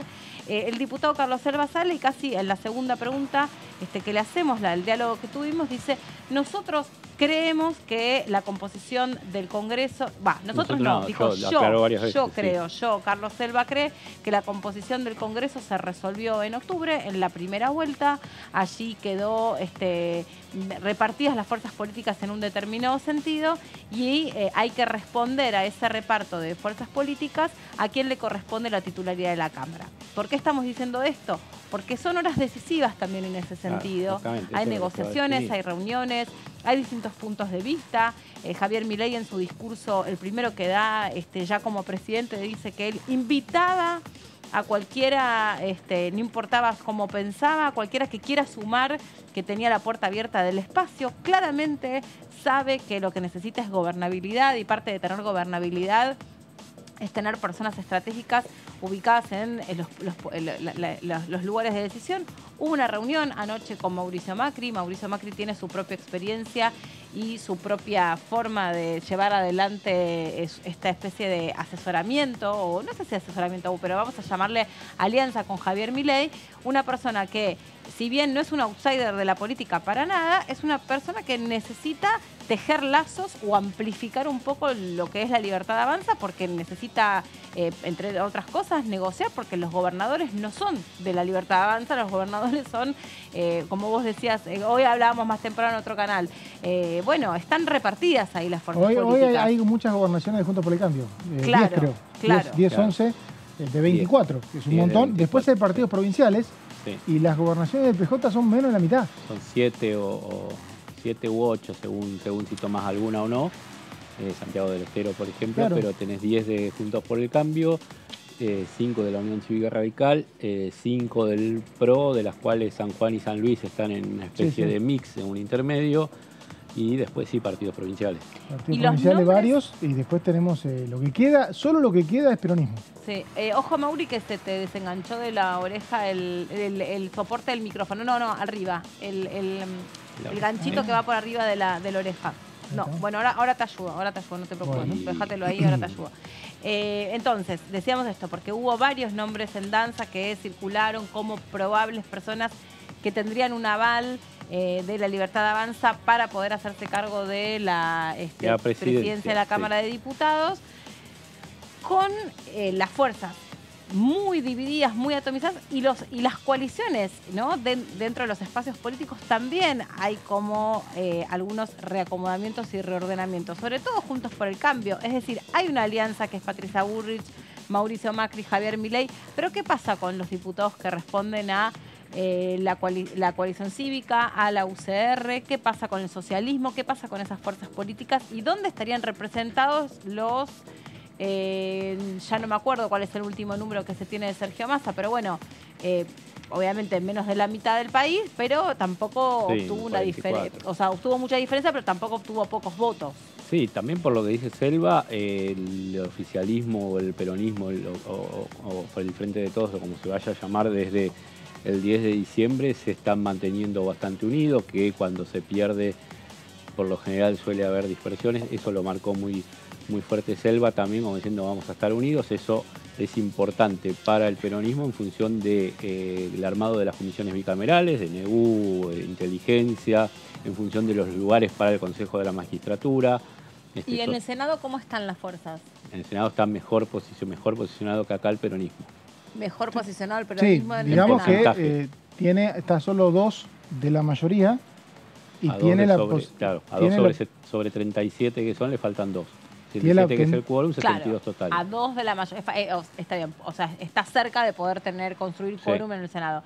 Y aquí está un poco, digamos, está más lejos del quórum, pero sí tiene la mayoría, la primera minoría. Claro, en los dos lugares tiene la primera minoría, solo que allá está solo 2 votos y con la posibilidad que hubiera tenido Massa de contar con partidos provinciales. Acá está un poquito más lejos de la mayoría, bastante más lejos. No llegaría ni siquiera con los partidos provinciales. El punto es que, como la conjunción de la Libertad Avanza y del PRO está todavía más lejos de la mayoría. Claro, porque decimos, el oficialismo está en 105 hoy, puros, digamos, de lo que es el Frente de Todos, Unión por la Patria, y lo que dice Mauri, esta suma de la Libertad Avanza y el PRO poniendo todo lo que pueda poner, más sueltos como López Murphy, Esper, ¿qué número te está dando? El PRO, junto con lo que es la Libertad Avanza, no llega a 90 diputados. Claro, por eso. Estamos 105 a 90 con toda la furia, con Ritondo anotando a todo el que se quiera acercar. Después tenemos la UCR y la coalición cívica, que son árbitros en este esquema. Claro. Pero si la UCR y la coalición cívica definen que tiene que ser un presidente de la Cámara alguien del gobierno, del nuevo gobierno, seguramente lo va a hacer. Claro. Son los que terminan. Claro, las fuerzas satelitales también tienen 5 diputados de la izquierda. También. Sí, ni siquiera los estamos contando, ¿no? Que no los estamos Habitualmente contando. Se abstienen en estas votaciones, por tradición. En las presidencias. En la elección de la presidencia. ¿Y eso cuándo se tiene que dirimir? El 6 de diciembre. Generalmente sí, claro. Juran los nuevos. La jura se da antes de la asunción del presidente. Ya cuando el 10 de diciembre viene el presidente. Y ahí tienen que decidir quién es la nueva autoridad. ¿Y qué pasa si no se define? Sería un tema, deben seguir las actuales, digamos. En este caso, bueno, hay una diputada que sigue su mandato. Porque también al mismo tiempo estás Nunca muy cerca pasó. En realidad sí pasó la última vez. Claro. La última vez se tenían que elegir. Pero ahí no había habido un recambio. Claro. Pero siguió Cecilia Moró sin haber sido elegida como una prórroga. Me parece que es un antecedente. Una moción reglamentaria que se establece que si no hay nadie elegido continúa el mismo. Pero en este caso tendría que ser distinto. Más allá de que Cecilia Moró renovó su banca y va a estar como diputada, podría haber pasado que no. Claro, estamos en un sistema democrático de independencia de poderes. No es que puede solamente el Poder Ejecutivo venir a decir el presidente de la Cámara es tal. Claro, tal cual. No puede ser el propio Congreso. A ver, esto se decide, es una votación. La mitad más uno define las nuevas autoridades. Después están las tradiciones por las cuales habitualmente un gobierno recibe la ayuda del resto de los bloques para elegir sus autoridades. 15 de 2019 con Emilio Monzó, que el Frente para la Victoria, el peronismo, todavía unido, le da a Emilio Monzó, dice, bueno, está Mauricio Macri, le corresponde a cambiemos la presidencia. Ahí tenés también algo de lo que hablábamos con el diputado Selva, que era interesante, que es... digamos, el paquete de medidas con las que viene este gobierno de la Libertad Avanza, digamos, que es lo que se pretende llevar adelante, y entre ellos hay medidas que están en las antípodas de lo que piensa la primera minoría en el Congreso. Por ejemplo, y recién lo decía el diputado, para nosotros el tema de la energía es sustancial, para nosotros no hay que privatizar YPF. Una de las primeras medidas, de nuevo, que dijo el presidente electo en entrevistas televisivas, tampoco uno va a pensar que eso necesariamente sucede de esa forma, pero dijo que hay que privatizar YPF, eso sí o sí pasa por el Congreso. Exactamente. Bueno, y si no hay número no pasará. Claro. En tal caso, digamos, acá lo que se eligen son autoridades, no se votan leyes, digamos. El tema es quién tiene la autoridad de la Cámara de Diputados. Pero si hay números no pasará, ¿quiere decir que sí o sí puede ser por decreto la privatización de YPF? Yo no sé en el tema de privatización de YPF. Yo sé que las cuestiones impositivas, penales y electorales no pueden ser por decreto. Claro. No sé de lo demás. Por ejemplo, si quisiera modificar la Constitución Nacional, bueno, sí o sí tiene que pasar por eso. Sí. Bueno, no, pero expliquémoslo, porque esto fue parte también de la discusión cuando en su momento Patricia Bullrich dijo, bueno, igual si no quiero saco todo por DNU. Y bueno, no puedes sacar todo por DNU, hay cosas que son anticonstitucionales sacarlas por DNU. No, son esas tres nomás. Bueno, no más y no menos. Sí, son esas tres. ¿El punto cuál es con el tema de los DNU? Que acá se vio mucho con la época de Macri. Vos sí podés tener una mayoría, o sea, los DNU después se tratan en el Congreso. Se validan o no. Si vos sacás un DNU y hay una mayoría del Congreso que no está de acuerdo con el DNU, lo que puede hacer esa mayoría es derogar el DNU. Lo que ocurrió durante el gobierno de Macri en muchas oportunidades es que un DNU tenía el rechazo de una mayoría de la oposición, esa mayoría se juntaba y antes que lo derogara, Macri cambiaba el decreto. Entonces por ahí no figura en la estadística. Claro. Pero digo, hacer decretos con una mayoría parlamentaria que está dispuesta a derogártelo tampoco es negocio. Claro. Inclusive termina, que pasó con el gobierno de Macri, termina siendo un poco serio, porque vos haces un decreto, por ejemplo, querés privatizar YPF. Yo creo que no se puede por decreto, pero supongamos que se pudiera. Sí. Haces un decreto. ¿Qué pasa? Las empresas que quieren comprarlo dicen, pero el Congreso te deroga el decreto. O sea, no termina siendo efectivo. Claro. Porque me parece que vas a terminar sí o sí dependiendo en gran parte del Congreso para un montón de cosas. Sí. Sí, es el debate que se está dando en los medios. ¿Cuáles son los instrumentos que tienen? ¿Cómo se podrían llevar adelante? Decretos, aprobación o ensayar con un decreto y a ver cómo actúa la Comisión de DNU y cómo actúan las cámaras. Se está hablando de aprovechar o no el verano para que el Congreso no esté funcionando y hacer algo en ese periodo. Desde la Libertad Avanza dicen que no, que el Congreso va a funcionar, pero ha pasado en algunos gobiernos anteriores que se aprovecha que el Congreso no tiene sesiones para trabajar con el tema de los DNU. Después entrará también la discusión de si el Congreso puede autoconvocarse o no, que también fue algo que pasó en 2001. Más allá de que el presidente te convoque o no, en el 2001 se termina autoconvocando el Congreso, me acuerdo. Entonces, se vienen muchos debates. Pero sí. Ahí, ya cuando no tenías presidente, claro, cuando estabas en eso de tener que elegir presidente, entonces el mismo Congreso dijo... Claro, es que no había otra salida que no fuera esa. Y está el antecedente. O sea pero desde La Libertad Avanza dicen que se va a trabajar, que va a haber extraordinarias, que se va a abrir el Congreso. También se está definiendo por estas horas, dependiendo de estas mayorías y de cómo se arme aquí en diputados el interbloque oficialista, desde el 10 de diciembre, el interbloque La Libertad Avanza, se juega la comisión de DNU, que tiene 16 integrantes y que son 8 por cada cámara y que allí, según las mayorías, ocupás más o menos espacio. Claro. Entonces, en el Senado, el peronismo ya tendría asegurado 5 lugares de los 8. A ver, pero entonces, y acá tendría por lo menos 4 de los 8. Acá ese trámite lo tiene que hacer la presidencia de cada cámara. Yo creo que es Patito que me dejó, no es que yo le esté chusmeando los papeles, pero yo creo que él me dejó acá, porque es buen compañero, Pato Méndez, creo que fue él, los números, ¿no? Sí. De cómo queda conformado el Congreso. Hay 104 de Unión por la Patria. 105. Entonces, Pato, hiciste para el traste las cosas, viejo, me puso 104. Bajó un diputado. 105 Bajó sin misiones. 105. La Libertad Avanza. 38. Con Anzaloni. 38. Ahora están todos. Ahora están todos.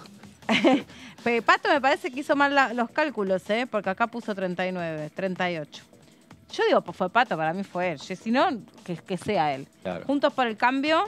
Juntos por el Cambio tiene en total, creo que eran 94. 93 dice acá. 93, lo que pasa es que ya nos olvidamos de esos 93 porque están divididos. Claro. Bueno, pará, creo que son 35 radicales, ¿no? Mirá, yo me voy a ir a la calculadora. Pero tenés 38 más 93, ya sé que no se suma así. Bueno, por ahí ya está, tenés la mayoría. Ahí están los 6 de la coalición cívica que no van a estar con los de La Libertad Avanza. Menos 6, 125. Siguen teniendo más que Unión por la Patria. O sea, están más cerca los cordobeses de estar en ese interbloque que la coalición cívica. Si querés. Si querés, por los gestos de afecto que ha mostrado los cordobeses. Y pareciera que... No, entonces tiene mayoría, tiene la principal minoría, Juntos por la Libertad por el Cambio, como se quieran llamar, que Unión por la Patria. No como interbloque, es lo que te dice Mauri. Posiblemente como interbloque no, pero que haya un apoyo de radicalismo y de algún sector intermedio para decir que para que en la votación termine ganando. El radicalismo y la coalición cívica no están siendo parte de este acuerdo entre Juntos por el Cambio y la Juan, pero ¿cuántos de estos 93 le sacás?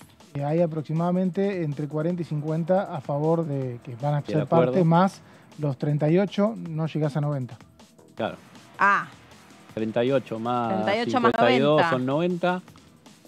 Más 90 no, llegás a 90 entre las dos, 38 más... No claro, vos tenés que hacer 90 que serían en total menos 38 de La Libertad Avanza y ahí te da cuántos de Cambiemos o del PRO estarían en ese espacio. Hasta hace un mes eran 40. Claro. Ahora ya hablan de los 50 Ponele y pico. 50. Los 50. Entonces ahora, por estas horas, los grupitos de WhatsApp están en llamaradas. Sí. Reuniones, grupos de WhatsApp, etcétera, etcétera. Porque están ahí cerrando filas a lo loco. Y ahí tenés un diputado clave en esta. ¿Quiénes? ¿Lo llamamos? No, siempre habla con nosotros muy amablemente, el diputado Zapata de Salta. Pero no, se sacó la selfie con Milei. Claro, Carlos Zapata de Salta. Está en el interbloque, hoy por hoy está en el interbloque Juntos por el Cambio, pero él dice y lleva adelante las políticas de Milei en la provincia. Entonces, bueno, es un nexo importante entre los dos espacios y saber la configuración. Sí, y el otro que ayer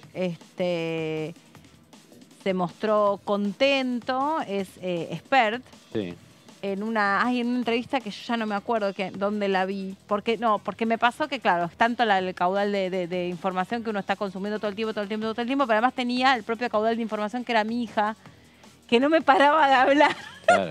En simultáneo era una radio, pero ella me contaba algo que está piola, que es cómo penetró en YouTube y TikTok la campaña. de los dos candidatos. Y ella entonces me contaba que ella ya sabía cuál era todo el programa de gobierno de Milei. Milei se encargó de que todos los menores, los jóvenes que tienen esas redes, supieran desde julio. Bajaba mucha publicidad y me decía, no, porque yo también recibía mucha publicidad de La Libertad Avanza, pero también mucha de Unión por la Patria, diciendo lo que supuestamente nos iba a pasar si ganaba Milei. ¿Tu hija votó? Tiene 12 años. Ah, bueno, pues pero igual sabía 16. Perfecto, sabía el Banco Central, sabía perfecto, de las armas, pero perfecto sabía. Sí, Digo, ¿pero dónde sacaste todo eso? ¿Dónde estaba yo? Me dice, no, yo me enteré todo, me dice, con los auriculares, viendo videos, me fui enterando todo. Fantástico, bueno, así está la juventud. Pero muy interesante para analizar, porque claramente, de hecho, ahora íbamos hasta acá, que dicen, no, pero esto nunca pasó. Puede pasar. De por sí, un candidato como Javier Milei, la manera en la que construyó su músculo político, esto que dicen, no, porque el aparato, porque el peronismo, porque... o sea, Javier Milei, todos los manuales que había escrito sobre campaña política, sobre la incidencia del debate, lo que fuera, me parece que tenemos todos que hacer borrón y cuenta nueva con todos los manuales que escribimos, porque es algo que nos sorprendió. Para mí es un candidato crossover desde todo punto de vista. No sé si tan así, porque un poco lo decía Selva, que en un balotaje es el voto contra. Entonces, el peronismo, vos decís el aparato, todo, y te movió mucho para la legislativa de octubre, que a nivel parlamentario es la que importa, como decía Selva. Discúlpenme que estoy sintiendo un poco de calor, no quiero protagonizar una escena... También en la de octubre, algunas provincias, sobre todo la de Buenos Aires, jugaban sus gobernación y municipios. Es otro tema en el que se mueve el aparato y donde se ve el peso del territorio. Esta vez un voto contra. De hecho, en 2003, Carlos Menem, que había ganado en la general, se baja cuando llega al balotaje porque el voto anti-Menem, fresco todavía el 99, que había pasado hacía muy poquito, Menem ve venir que hay un voto contra y se baja y termina siendo electo Néstor Kirchner, pero es muy difícil, o sea, imponerse siendo oficialismo con el gobierno que se venía además en materia económica, digo, con lo que se venía dando en los últimos años, ganar. Está bien, era la sorpresa Milei, pero no sé si a quién le hubiera ganado un oficialismo en un balotaje. Llegó Milei. Todo a esta altura me parece que tiene que ser mirado con otros ojos. Me parece que en la campaña pasaron cosas que habitualmente en una campaña política no pasan, no ocurren, no suceden. Estamos, me parece, frente a un cambio radical de paradigma y por eso algunas cosas que uno creía, no, pero como, mira, el otro día escuchaba a distintos analistas que desde distintas ópticas en la radio estaban hablando de esto y decían, bueno, se construyó, a veces se construye, mucho lo hemos hablado con Marco Giorgetti, a veces se construye desde las plataformas digitales, a veces se construye desde el sentimiento de la población, ¿no? De una distancia muy grande con la política. Esto que también decía Carlos Selva, ¿no? ¿Cuál es y qué implica la idea del cambio? Y cómo comunicás y cómo referenciás a cada uno, vos elector, ¿no? Cómo referenciás a cada uno de esos candidatos. A mí me lo decía el otro día también un nene que ni siquiera está en edad de votar. Me decía, pero yo no entiendo esto, porque la economía es un indicador muy directo. Era un nene, me lo decía, nene de 14 años. O sea, las próximas elecciones ya votan. La economía es un indicador muy claro de si las cosas funcionan bien o funcionan mal. Y es cierto también, ¿no? O sea, por un lado puede sorprender, sí, insisto, porque metodológicamente no se alcanzó a medir que iba a ser el resultado. Hace mucho que las encuestas no pueden medir qué es lo que va a pasar. Yo digo, es difícil también porque a nosotros nos pasaban números, nos pasaban cifras, nos pasaban información y siento que las encuestas son una foto, ¿no? Una foto, pero vos hasta el momento, salvo las escuelas testigos, por eso, ¿cuándo fue que hablamos en el grupo por WhatsApp? ¿A qué hora de las elecciones quedan? ¿7:30? ¿El domingo? El domingo. Sí, bueno, a esa hora ya estaba todo cocinado. Como dijiste vos, está todo ya... Ya estaba todo cocinado. Me parece que lo que había en un balotaje era un 5 y 10%, ese número que iba a decidir el voto ese día y que iba a ser clave. Lo que era muy complicado era que ese 5 o 10% se incline por un solo candidato. O que decida, de por sí teníamos que ver si decidía votar a alguien. Porque si votara al mismo, yo creo que la última semana, por ahí la diferencia que había entre Milei y Massa no se acotó como se esperaba de parte del candidato del oficialismo. Si se hubiera acotado un poco, tal vez hubiera habido un acercamiento, pero me parece que era decisivo ya que un montón de gente que decía en las encuestas, que respondía, que hablaba, uno lo veía, habitualmente uno se encontraba a gente que te decía, bueno, ¿a quién votaste? A Burri, ¿a quién vas a votar? En blanco a nadie. Sí. Bueno, ese voto fue todo a Milei. Nadie se decidió por no participar. Sí, sí. Bueno, por eso hay pase de factura alguno en la Unión Radical, sobre todo con esto de que habían dicho, bueno, hay que votar en blanco, hay que votar en blanco, por esto de los agravios a Alfonsín, a la democracia y todo eso. Y algunos decían internamente, bueno, no, se ve que no fueron a votar en blanco. No, la palabra de las dirigencias no sirvió. Cuando se habla de libertad de acción, la verdad que no hay ni libertad ni acción para alguien que vos no podés controlar. Y la otra pregunta que me parece que es más difícil de sondear es realmente dos cosas. Una, vuelvo al día del debate. El día del debate, algunos creyeron que aquello que aparecía ahí en esa representación, que es intercambio de propuestas, de ideas, o las capacidades o las habilidades de cada uno de ellos para hablar, para expresarse, para contar, para contraargumentar. Uno pensaba que eso se traducía así tal cual, en un sobre y se metía en una urna. Me parece que eso no pasó. O hay que ver qué interpreta cada uno de eso más allá de las capacidades, de las habilidades blandas, que son las habilidades como comunicador. O sea, uno puede reconocer, por ejemplo, salvando las distancias, tal o cual periodista, qué bien habla, qué bien se expresa, pero no comparto nada de lo que dice. O no me gusta para nada su posición frente a la vida. O hay gente que, yo he escuchado gente, y a mí no me importa si sabe hablar o no sabe hablar, yo quiero que me resuelva los problemas, ¿qué me importa cómo habla? Para mí, yo pongo el foco en que sí es importante, porque después ese mandatario tiene que representar al país frente a las Naciones Unidas, frente a los líderes internacionales, tiene que negociar alguna cuestión que pueda ser eventualmente ríspida diplomáticamente, o sea, no es que es menor, pero claramente me parece que hay una distancia muy grande entre la percepción que tiene la ciudadanía del político que la mirada que el político tiene sobre la ciudadanía. Eso me parece que quedó claro. Y lo otro es, no sé, pero hay que medir si efectivamente que un candidato te diga, un candidato que pierde, te diga hay que ir por tal o cual, ¿eso te lleva por las narices a tu electorado o no te lleva por las narices? Parece que hay un candidato que ganó, que es Javier Milei, que es un candidato totalmente rupturista, disruptivo, en una época donde la gente claramente estaba buscando romper el sistema político como estaba, con esta dicotomía entre Juntos por el Cambio y el Frente de Todos, o las variantes de peronismo que sean, como Unión por la Patria, y que ese candidato fue rompiendo barreras y aparte es un candidato que está de campaña hace 2 años en forma permanente. O sea, a veces decían, fue a tal provincia, no fue a tal provincia.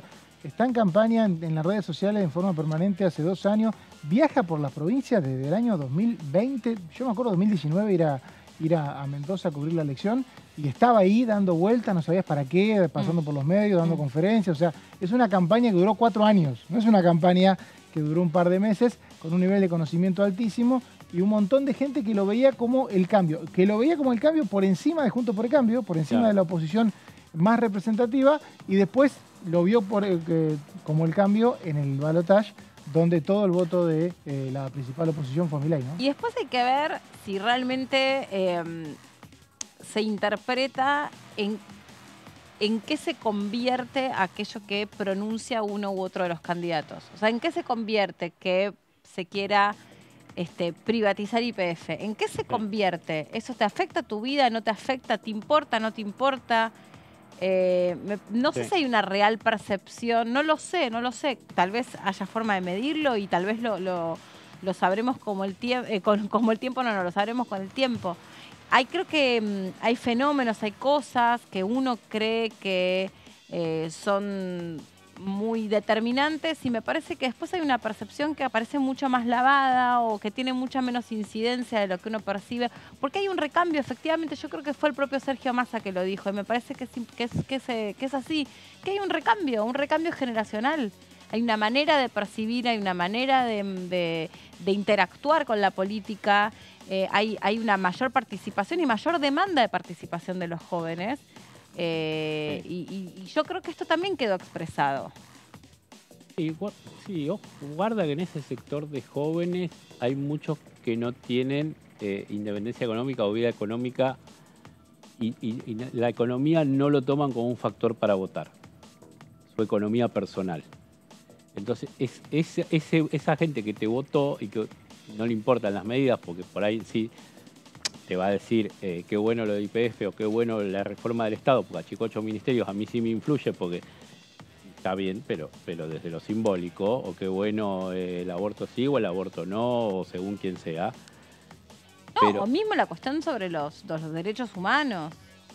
Sí, está bien, pero... Hay un recambio generacional y es indiscutible. Hay una forma, o sea, por eso hoy una nena de 12 años que ni siquiera vota, está empapada sin profundidad y sin profundizar, está empapada, sabe de que hay algo que se llama Banco Central, sabe que hay algo que se llama legalización de armas, sabe que hay algo que se llama mercantilización de los órganos. O sea, es una nena de 12 años y está empapada de esos temas. Sí, son chicos que nacieron con un volumen con un procesamiento de un volumen de información muy altos, que pueden procesar información y que también pueden ser vulnerables a la información falsa. Claro. O sea, que están sometidos... Los grandes también podemos ser vulnerables a la información falsa. Sí, total. Lo que pasa es que no consumimos por ahí en tantas cantidades como consumen los chicos, o por lo menos nos agarró este consumo ya más grandes, ¿no? Pero yo creo que esto también ya lo conversamos. Me parece que todavía no existe una herramienta capaz de pasar por un chequeado.com. Claro. Por eso lo uso. No hay una herramienta que esté al alcance de todas las y los argentinos, al alcance de todos los celulares, para ser más explícita, por el que vos pases esa información que está circulando a una velocidad incalculable, una velocidad donde ya es imposible detenerlo. No tenés ese detector de fake. No lo tenés. Vas a tener, porque en realidad lo vas a tener. Es parte del desafío. Hay que tenerlo. Qué es verdad y qué es mentira es algo hasta filosófico en algún momento. No hay cuestiones de datos por ahí duros que por ahí sí pueden ser ciertos o no, pero después en otros casos, bueno, pero en muchos casos, si una imagen está trucada, pues se supone que vos... Por ejemplo, hoy me contaban, algo que nada que ver, un profe de la secundaria le detectó a un alumno, o sea, le reprobó una prueba. Me contaba hoy una mamá que conozco, una amiga, le detectó que usó una respuesta del ChatGPT para una prueba. ¿Cómo le detectó? Porque al parecer este profe tiene lo que se llama un detector de ChatGPT. Entonces se dio cuenta que esa respuesta se ve que la habrá metido en ese detector de chat y le habrá saltado que fue traído, que fue elaborado por tecnología, por inteligencia artificial. Entonces, mira si vos no vas a poder esperar que en un par de años se desarrolle una herramienta tecnológica por el que te interprete si una imagen es fake o no. Claro. Obvio que sí. Pasa que hoy no está, y como hoy no está, se coló y apareció en la campaña. Bueno, sí, pero lo que pasa es que siempre está la ley y te echa la trampa. O sea, la tecnología va y viene. Cuando se aparece algo que se pueda detectar, aparece algo donde se pueda mentir de vuelta. Y me parece que ahí es donde uno tiene que entender que casi toda la información que consume puede haber sido vulnerada. Y partir de ese preconcepto de que esto puede ser cierto o no, o de que andás a ver de dónde viene, esa presunción, esa precaución que una época se tenía cuando se leía los medios tradicionales. Digo, una época no se tenía, después se empezó a tener.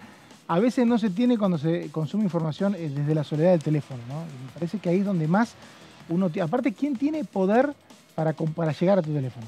El que tiene dinero. Bueno. Esa es la parte por ahí que tenemos que siempre tener en cuenta. No es que nadie llega a tu teléfono porque llega a tu teléfono porque tiene interés. En la campaña electoral es algo evidente. Llegan los equipos de campaña que pagan las publicidades. Ahora, después, todas las otras cosas que te llegan también tuvieron un trabajo, una elaboración y un costo previo. ¿Y sí? Entonces, obviamente no hay nadie vulnerable que pueda llegar a todos los teléfonos del mundo. Pero es interesante, porque yo creo que ahí el candidato Javier Milei y a quien él llama el arquitecto, ¿no? Santiago Caputo concretamente, que él lo dice es el arquitecto, el armador, también es una persona muy joven que está, digamos, que debe tener mayor proximidad, mayor cercanía y pudo interpretar, creo yo, porque realmente, digamos, si bien un balotaje, te lo dicen todos los analistas políticos, en realidad en general es un voto que es en contra del otro. En general, ¿no? Tenés un voto que te es propio porque te gusta, porque te simpatiza el candidato y en general es voto esto porque no quiero que este sea mi próximo presidente. Eso es lo que te dicen los analistas. Después, obviamente, si vos desagregás ese número, te das cuenta que Milei no alcanza ese número solamente porque mucha gente que no le gusta a Sergio Massa, sino porque mucha gente que confía en Javier Milei, en sus propuestas para los designios digamos, para llevar adelante el cambio que la ciudadanía requiere. Que la ciudadanía ahí está pidiendo a gritos un montón de cosas con ese voto. Lo duro de Milei es el de octubre. Con el 30%. Sí, es un núcleo duro que se mantuvo entre agosto y octubre, es claro, un núcleo multisegmento. Pero tampoco desconozcamos que ese núcleo duro pudo haber crecido. Creció 700.000 votos entre agosto y octubre. Claro. Nada. ¿Cómo nada? Votos nada, claro. Entre millones y millones. Entre agosto y octubre, pero de octubre ahora... De octubre ahora se quedó con todo el voto de Juntos por el Cambio. Claro. ¿Y el voto en blanco? Y el voto de Juntos por el Cambio es el voto contra, o sea... No es el voto 100% sí Milei, digamos, sí a las políticas de Milei. De hecho, lo están expresando algunos ya en redes sociales de los que votaron a Cambiemos, mientras festejan que se fue el kirchnerismo, que era el principal objetivo de muchos de los que fueron a votar. Están expresando que, bueno, no me gustó tal en tal lugar, no me gustó el que están designando en tal otro. No era eso lo que votamos, ya se está empezando. Pero eso también te pasa. A ver eso. Sí, te pasa con tu propia fuerza. Te pasa con. Sí, porque. Voté a uno y sí. Y sí, por eso voté también. Al socialismo y no me gusta el que pone acá, o voté a. Y sí, pero, a la UCD y no me gusta el que también puso creo que al es lado. lo que hubiera pasado. Sergio Massa hubiera sido el próximo presidente, porque justamente él hablaba de un gobierno de unidad nacional. Claro. De modo que claramente una cosa es él y probablemente hubiera puesto en educación, qué sé yo, por decirte cualquier cosa, a Finocchiaro. No sabés lo que hubiera puesto si hubiera resultado el presidente, porque él hablaba justamente te estoy diciendo cosas solo como ejemplo, no es que hubiera esa información, pero él mismo decía que lo que quería era poner gente de espacios realmente muy cruzados desde el punto de vista ideológico. Él habló del Banco Central y habló, por ejemplo, de la Oficina Anticorrupción como lugares estratégicos para poner personas de espacios bien distintos. Sí, Massa también decía, y lo planteaba desde eso de un gobierno de unidad nacional, pero volviendo al núcleo duro, o sea, son de ese número de octubre, que como dice Mauri, creció en 700.000 de agosto a octubre, son el 30% que sacó en octubre, del 70% fue Mauri en octubre. En octubre, votar. ¿Quién sacó 70%? No, ¿cuánta gente fue a votar? 70 ayer fue el domingo 70 y pico. Por eso, vos tenés el 30% del 70, si querés considerar el núcleo duro de Milei. Sí. O sea, un 27, por ahí. Por eso, todo lo demás es... Bueno, por eso... respaldo, pero en segunda instancia, digamos. Por eso también, creo que Javier Milei ayer tuvo una reunión confirmamos, Javier Milei tuvo una reunión con Mauricio Macri anoche, antes de la entrevista que le da a Morales Solá, y ahí dice, bueno, momentito, digamos, tampoco es que sí restricto el apoyo, digo, tampoco es que sin condiciones, sino que todo lo contrario, o sea, veamos a quién vamos ubicando en cada lugar. Y otra discusión es la que se va a dar aquí en la Cámara, en la Cámara Baja, con estos números que estábamos repasando recién, con algunas personas que también me imagino que el 6 de diciembre van a tener que establecer algunas definiciones. Bueno, sonaba fuerte Ritondo. Hoy ya no sé si suena tan fuerte como otros nombres. Es que eso también depende... Lorenzo Randazzo es un nombre que está circulando hace un mes, no es nuevo. Ya antes de la elección del 22 de octubre, después todo medio que se sacudió un poco. Recordemos que tiene 2 años más de mandato, Randazzo como diputado, integra el Interbloque Federal. ¿Y Ritondo? Y Ritondo asume de vuelta y tiene otros 4 años. Tiene 4. Pero esto se debate todos los años, o sea que en realidad sos presidente de la Cámara 2 años y me imagino que la libertad avanza. cede la presidencia de la Cámara estos 2 años, no la va a querer ceder los últimos 2. Además depende, va todo en un paquete de si es la presidencia de la Cámara, capaz que dependa de que es algún ministerio o alguna secretaría clave en la negociación. Digo, no es solo una conversación, una negociación acotada solamente a este ámbito. Resolvamos diputados, pum, vamos con otra cosa, vamos, o sea, metes todo en un paquete y negociás todo juntos. Sí. Entonces ahí puedes tener un ministerio, una secretaría, algún área estratégica, algún senado, te puede entrar todo. Sí. Tienes que ver cómo va a actuar como oposición en la provincia de Buenos Aires, que ahí también puede ser parte del acuerdo. Si se juntan también para hacer oposición a Axel Kicillof o no. Esto todo un mosaico que tenés que ir armando y esto va a ser un desprendimiento de eso. Pero sí o sí tiene que ser un diputado de la Nación. Sí. Bueno, sí. Sí o sí. La Cámara tiene que ser diputado de la Nación, es uno de los diputados. Pero tiene que ser uno que tiene que tener un límite, o sea, su mandato tiene que tener 2 o 4 años. Vigente. Mandato vigente. Al año siguiente se elige. Total, todos los años se renueva. Siempre se renueva. Lo que pasa es que habitualmente llama la atención la renovación cuando hay recambio, pero el año pasado, bueno, tuvimos un lío bárbaro en la renovación. Bueno, lo que pasa es que no es menor porque no solo es un lugar estratégico, sino que está en la línea sucesoria del presidente. Exacto. Bueno, entonces, eso lo pasó con Camaño en su momento. Bueno, por eso. Ese me parece que también es como algo que no podemos ser ingenuos de meter dentro de la discusión. No, por eso siempre había algunos sectores que de las oposiciones de turno que dicen no nos conviene, a ver si después nos acusan.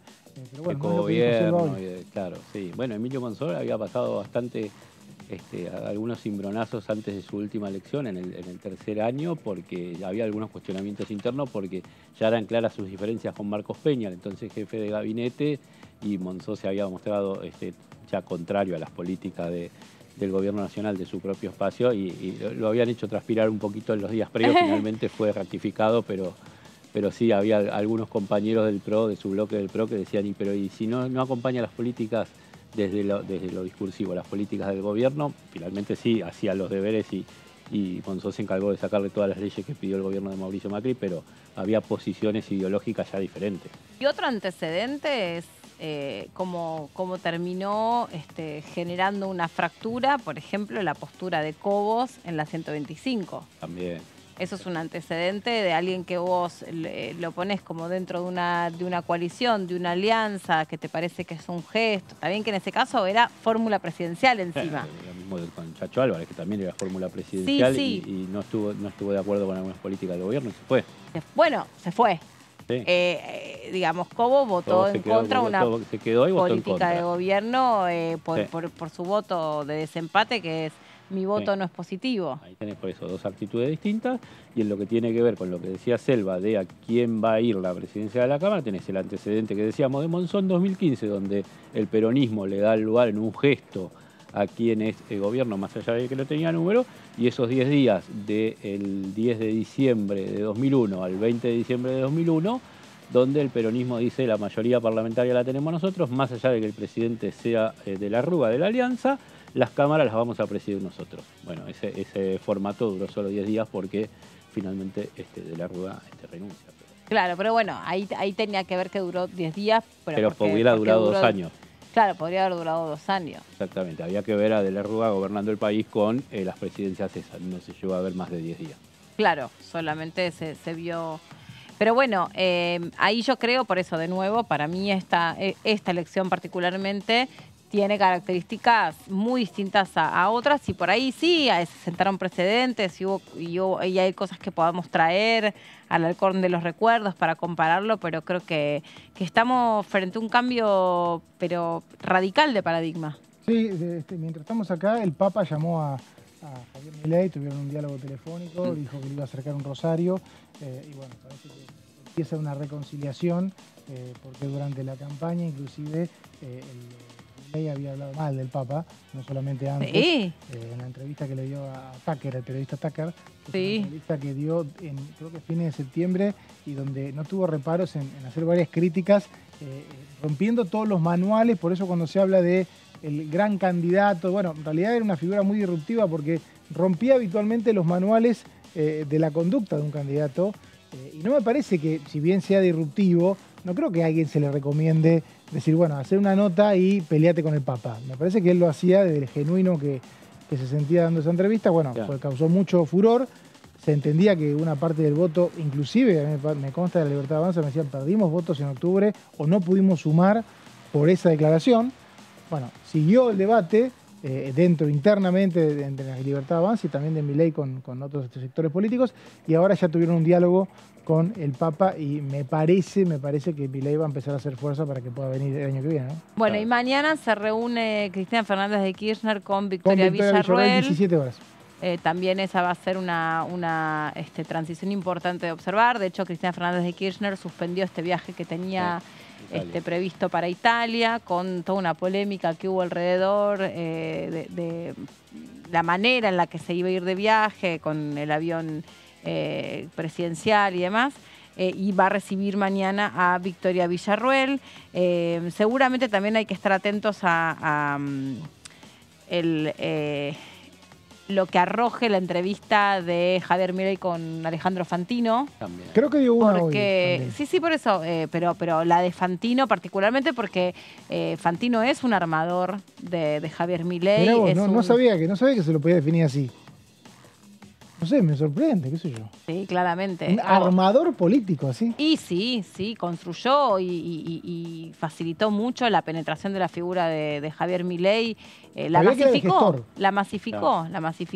Sabía que era el gestor. Bueno. Que hace muy poco circuló un video entre los trabajadores acá del Congreso de una reunión de comisión del 2016, de la Comisión de Presupuesto, en donde estaba el economista Guillermo Nielsen. Milei trabajaba para Nielsen. Y estaban los dos sentaditos en el anexo C, y Milei pasaba totalmente desapercibido. En ese momento nadie lo conocía, un par de meses después empezó a ser popular, pero esto fue hace 8 años. O sea, en 2016, 2017, Milei circulaba por el Congreso, circulaba por determinados lugares, pasando totalmente desapercibido, y era una persona de 47 años, no era un chico, digamos. Era alguien grande, y bueno, de pronto empezó la popularidad y hoy es presidente. Bueno, acá hay una entrevista, una nota, un artículo, lo cito porque lo conozco, de Facundo Chávez, del diario Infobae, que dice: Milei quiere a Randazzo como presidente de la Cámara de Diputados y le envía una fuerte señal al peronismo y también a Macri. Así no me quiero jactar, pero yo escribí una parecida hace un mes. Hace un mes. Mira, bueno, por eso vos decías. Claro. Bueno, y si la escribió a Mauri, hay que darle crédito, consta, porque ¿no? Mauri viene siguiendo... Sí, la leí, me acuerdo. Viene siguiendo de cerca a la LLA. Una oferta que recibió Randazzo pre-22 de octubre. Claramente Milei lo quiere ahí como presidente de la Cámara. Pero ahora yo digo, ese título dice, ¿no? De Chávez. Sí, de Facundo Chávez. Digo, de una señal al peronismo. Sí. ¿Cuál es la señal al peronismo? Porque lo pone a Randazzo como la necesidad de sumar sectores del peronismo que no sean por ahí tan reacios a la figura de Milei. Bueno, y también tenés que seducir al schiarettismo, que si bien no se fue con Sergio Massa, tampoco... Claro, pero vos llevas tampoco está todo ok con Milei. Al sector de algún otro que haya jugado por afuera del peronismo, se haya ido en el último tiempo, pero... de lo que es el peronismo actual o el Frente de Todos actual, no sé si le tienen mucho aprecio a Randazzo. Bueno, de todas maneras me parece que hay sectores del peronismo actual vinculados a los gobernadores que van a tener que definir una postura respecto a si es la intransigencia total o el diálogo. Claro. Me parece que ahí va a ser un laburo del próximo presidente de la Cámara en consonancia con el ministro del Interior. Es importante que fue el ministro del Interior, que tiene la relación con las provincias. Y que tiene vínculo con Guillermo Franco. Exactamente, tiene vínculo con Franco. El vínculo no lo deja de tener y hoy sabemos esto que decía yo, más allá de que hoy no le tienen mucho aprecio, los aprecios en política van y vienen como las tradiciones, así que no tampoco. Ese es un buen título que podés usar, Mauri. Sí, me parece que la palabra precio no es parte de una decisión política, hay intereses. Bueno, pero no es menor. Yo creo que también cuando... No es serio que se negocie por aprecio. No es serio que se negocie por aprecio. Querés que negocien tu interés, no querés que negocien tu aprecio cuando votás. ¿Qué querés que negocien? Tu interés. Pero las relaciones personales también pesan, digo. Yo creo que sí. Si no, mirá a Milei con Burris. No, pero pesan las relaciones personales en lo político también. Es parte de lo que dice Emilio Monzó cuando... Ayer, entre otras cosas, en la entrevista que da Mauricio Macri a Joaquín Morales Solá, se refiere a cómo él se sintió directamente traicionado por Sergio Massa por su rol aquí en el Congreso. Cómo él lo recibe en el living de su casa, cena, dice, estaba Juliana y estaba Sergio, cenamos los tres, hablamos. No, eso fue en Davos, no en el living. Bueno, en el viaje a Davos.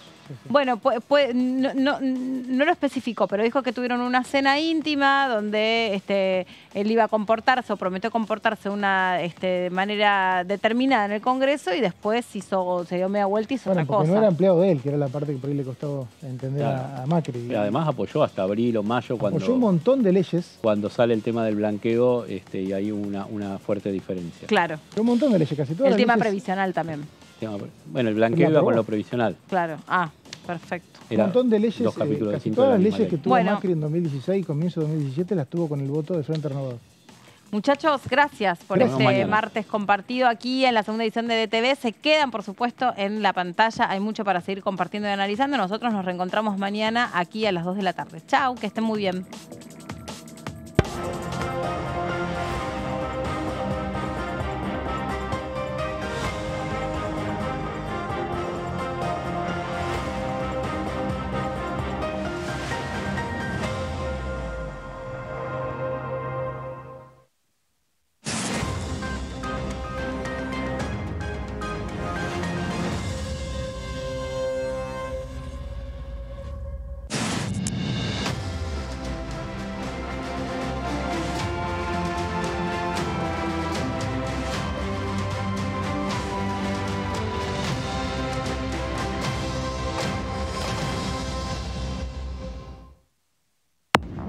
¿Cómo le va? Esto es el análisis por aquí por DTV. Recuperar para Juntos por el Cambio, para